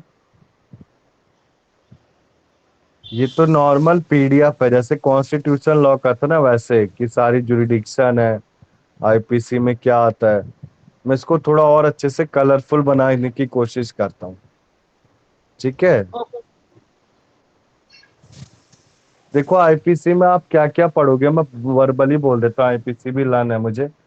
कॉन्स्पिरेंसी, जैसे षड्यंत्र बोलते हैं, क्या stages what are the different stages involve in doing a crime, ठीक है ना। इसके बाद देखो आप, क्राइम के बाद आता है स्टेजेस इन क्राइम के बाद मैंसरिया क्या है, क्या मैंसरिया, नॉट फिंडी, ओमिशन, ये सारी चीजें पढ़ोगे आप, ठीक है ना। क्रिमिनल कॉन्स्पिरेंसी में क्या पेनल्टी है। तो बेसिकली इस पूरे समय बेटा पेनल्टी ही पढ़ोगे और कुछ नहीं, ठीक है ना। ओके क्या सर, पनिशमेंट है। हाँ बोलो बोलो। मेरे को एक चीज पूछनी थी। क्या? मतलब एक फ्रेंड है, उसने हाँ मतलब मेरे को किया था, तो मैं आपसे पूछना चाह रही हूँ ये चीज सही है या नहीं है, मुझे आइडिया हाँ हाँ नहीं है, बोलो बोलो। एक्सप्लेन करो। मेरे को ये जानना था कि अब जैसे लॉ के स्टूडेंट है वो लोग भी, तो उनको तो जेल वगैरह करवाने के लिए कॉलेज की तरफ से लेके गए थे, बट हमारे को तो ऐसा कुछ नहीं दिया इन्होंने ऑप्शन या क्या अपॉर्चुनिटी। समझा नहीं मैं आपकी बात। मैं आपको ये बोल रही हूँ कि उनको जो है कॉलेज की तरफ से जेल विजिट के लिए लेकर गए थे, हाँ बट हमें तो ऐसे यहाँ पे कोई ऑप्शन या अपॉर्चुनिटी नहीं मिली। बेटा, एक बार आप मैम से बात कर लो, नीति मैम से। एक्चुअली मेरा जो डिपार्टमेंट है वो एजुकेशन है, एजुकेशन प्रोवाइड करना है, ठीक है ना। ये जेल ट्रिप पे लेके गए थे क्या? हाँ जी। विजिट विजिट ये जेल दिखाया यस। था, जेल कैसी होती है? हाँ जी। टू वो उन्होंने अंडरस्टैंड वहां पे प्रोसीजर। प्रेसिडेंट से बात भी करी है। वो तो बेटा आप बाहर से भी देख सकते हो जेल को, नहीं नहीं सर, सर सड़क अंदर पे। से बात अंडरस्टैंड करी है। करना। समझ गया समझ गया। एक बार आप नीति मैम से बात करो इस चीज के लिए, ठीक है ना। उन्होंने प्रिजनर से मीटिंग भी करी है, जो कैदी होते हैं ना वहाँ पे, हम्म। उनसे भी बातचीत करी है। कितने लोग तो बता रहे थे कि बेगुनाही है अंदर या जो भी है XYZ। हम्म। तो मतलब इस चीज के लिए हमें यहाँ से अपॉर्चुनिटी नहीं मिलेगी ऐसी? मिलेगी, क्यों नहीं मिलेगी। एक बार बात करो नीति मैम से आप, ओके। ठीक है ना। वो सेंटर पे आके होगी बेटा बात, फोन पे तो कोई नहीं, मैं कम ही हो आके पाती है बात कर बात। लूंगी। बट ये अपॉर्चुनिटी हमें भी तो मिलनी चाहिए, हम भी तो लॉ के स्टूडेंट है। हाँ जी बेटा, मिलेगी, क्यों नहीं मिलेगी। एक बार मैम से बात करो ना आप, अरे ठीक अभिषेक है। तुम हो? मैं हूँ। हेलो। हाँ, तो इस बारे में सोचा है तुम लोग एक बार बात करते हैं मैडम से? ये मुझे ना, थैंक यू रहना, मुझे अभी पता लगा कि ये भी का पार्ट ऑफ प्रोसीजर है, और ये लर्निंग पार्ट ऑफ अच्छी है। है। हाँ हाँ ठीक, कोई नहीं। अब एक बार विल फिक्स टाइम, तो हम लोग मिलके बात कर लेते हैं एक बार फिजिकली। हाँ, तो नेक्स्ट एक संडे दिन मैं में लूंगा एक बेटा क्लास। ऑनलाइन। मैं नेक्स्ट तो क्लास ऑफलाइन ही लूंगा नेक्स्ट संडे एक्चुअली। हम लोग, अगर आप आ रहे तो हम लोग बात कर लेते हैं ना। हाँ जी हाँ हाँ बेटा, इस श्योर, संडे आ आई जाओ। Will come. ठीक मैं है, भी आऊंगी। I will be there, will discuss with Niti ma'am. Okay, I will also come. चलो डन डन, ठीक है, मिलते हैं। ओके। ठीक है, ठीक थैंक है यू, ना ये बेटा। अच्छा तो पॉइंट है लेना, good, thank you. Next okay. Class में हम क्या करेंगे, टॉपिक आईपीसी करेंगे स्टार्ट, ठीक है यस ना। Yes sir. आईपीसी में ये 2 क्लासों में कंप्लीट करा दूंगा मैं, ठीक है ना। ठीक है सर, आईपीसी छोटा है, बड़ा नहीं है ज्यादा। ठीक है सर। इसमें deformation, information, conspiracy, criminal stages, यही सारी चीजें पढ़ेंगे, ठीक है। ठीक है सर। तो आज की क्लास बेटा इतने रखे हम, क्या और पढ़ें? अब तो टाइम ही नहीं है सर। पढ़ा दो सर, हमें तो कोई दिक्कत नहीं है। अरे बेटा आपके पास बच्चे, टाइम होना चाहिए। संदीप और दिव्या थक गए होंगे, बच्चे ही हैं अभी। सर आप कहना क्या चाहते हो? हम बुड्ढे हाँ, हैं? नहीं नहीं, बच्चे बच्चे बाबू बच्चे ही। हाँ तो और क्या। माँ ठीक बाप है के तो सब संदीप। बच्चे हैं, तो वैसे ही मदर डे संदीप, है। हाँ संदीप जी खुश बेटा, होगा सही बात प्लीज, है। हैप्पी संदीप। वॉइस नहीं आ क्या रही हुआ? संदीप को लगता है। हाँ जी। संदीप इज संदीप खुश है आज। सारी खुश हैं आज तो। ठीक है, डन। मदर्स डे इसलिए कर रहे हो? और क्या। हम्म, सही बात हमारे बच्चे दुखी कर रहे हैं हमें। है। ज्यादा छोटे हैं ना इसलिए। ठीक है बेटा, फिर आज की ठीक है, क्लास इतनी रखते ठीक हैं है, हम, ठीक है thank you. Divya. Okay sir. आप नैना सब जा मैम, सकते हो बेटा। नेक्स्ट संडे मिल रहे हैं आपसे। हाँ हाँ श्योर, क्लास में मिलते हैं। Thank you. थैंक यू, हम बाय बात सर। करते थैंक यू सर। हैं। Thank you very much. ठीक है बाय बेटा, बाय। बात जा सकते हो बेटा, थैंक यू आज की सर। क्लास इतनी है, ठीक है बेटा, ठीक। Thank you sir, okay thank you, sir, bye. Thank you. ठीक बाय। है बेटा, जा सकते हो सर आप सब। हाँ जी बेटा, बोलो। Thank you sir. सर मैं एक्चुअली आवाज नहीं आ रही थी मेरी, तो हम्म। मैं सुन रहा था सर, सुन रहा था सारा। कोई नहीं बड़ा बेटा। बड़ा आ, इंटरेस्ट, बड़ा मजा आया। तो अब से क्लास रेगुलर लिया करो बेटा आप, ठीक है।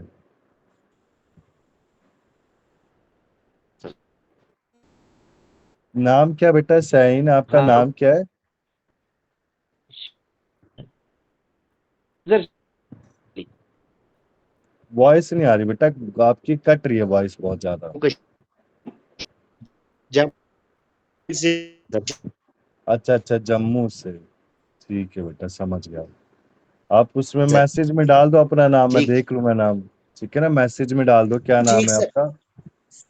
आपका सर ये व्हाट्सएप ये नंबर दे दीजिएगा सर। नहीं बेटा, नंबर एक्चुअली आपको जो भी प्रोवाइड है ना, वो सब नीति मैम से प्रोवाइड कर दिया जाता है, ठीक है ना। ओके ओके सर, ये व्हाट्सएप ग्रुप है, कोई WhatsApp group sir? WhatsApp group तो मुझे तो आइडिया नहीं, स्टूडेंट ने बनाया वो अलग है, पर मेरी थ्रू थ्रू में नहीं बना। ठीक है ना, आप हाँ स्टूडेंट सर, से बात कर लीजिए, अभिषेक या संदीप से, उनके थ्रू सर ये बनाओ।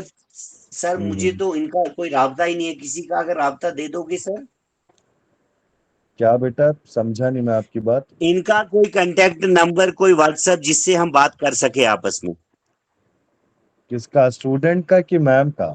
स्टूडेंट स्टूडेंट, मैडम का तो है, मैम मैडम का तो है नहीं सर। नहीं, स्टूडेंट का मेरे पास नहीं बेटा, वो आपको मैम से संदीप मांगना या, पड़ेगा। ठीक सर, ठीक सर, मैम, ठीक सर, ठीक है ठीक ना, सर, मैम से मांग लो आप, मैम दे देंगी, नीति मैम दे देंगे आपको, प्रोवाइड कर देंगे स्टूडेंट के नंबर। ठीक सर, ठीक सर, और ठीक नाम सर। क्या बेटा आपका? शाहीन मलिक सर, शाहीन मलिक। अच्छा, जम्मू से। जी सर, जी सर, जम्मू कश्मीर ठीक। से सर, जम्मू कश्मीर से, जम्मू में भी हाँ तो हाँ कश्मीर में भी। हाँ हाँ, मैं समझ गया समझ गया। कभी चक्कर लगेगा सर। आप कहाँ, दिल्ली से हो सर कि यूपी से मैं सर? दिल्ली दिल्ली, ये दिल्ली से, हम दिल्ली से। क्या बात है, क्या बात है, ठीक है सर, कभी चक्कर मुलाकात होगी, कभी चक्कर लगेगा आपको कश्मीर, जम्मू कश्मीर। ठीक है बेटा। स्वर्ग है, स्वर्ग सर। हाँ जी, ये ठीक तो सर, है थैंक यू, बेटा। थैंक यू, थैंक यू, ठीक है बेटा, आज की क्लास इतनी है थैंक यू हमारी। सर, थैंक ठीक है बेटा, you. Okay sir, thank you sir. जा सकते हो बेटा, एंड कर दो आप। Okay sir, okay sir.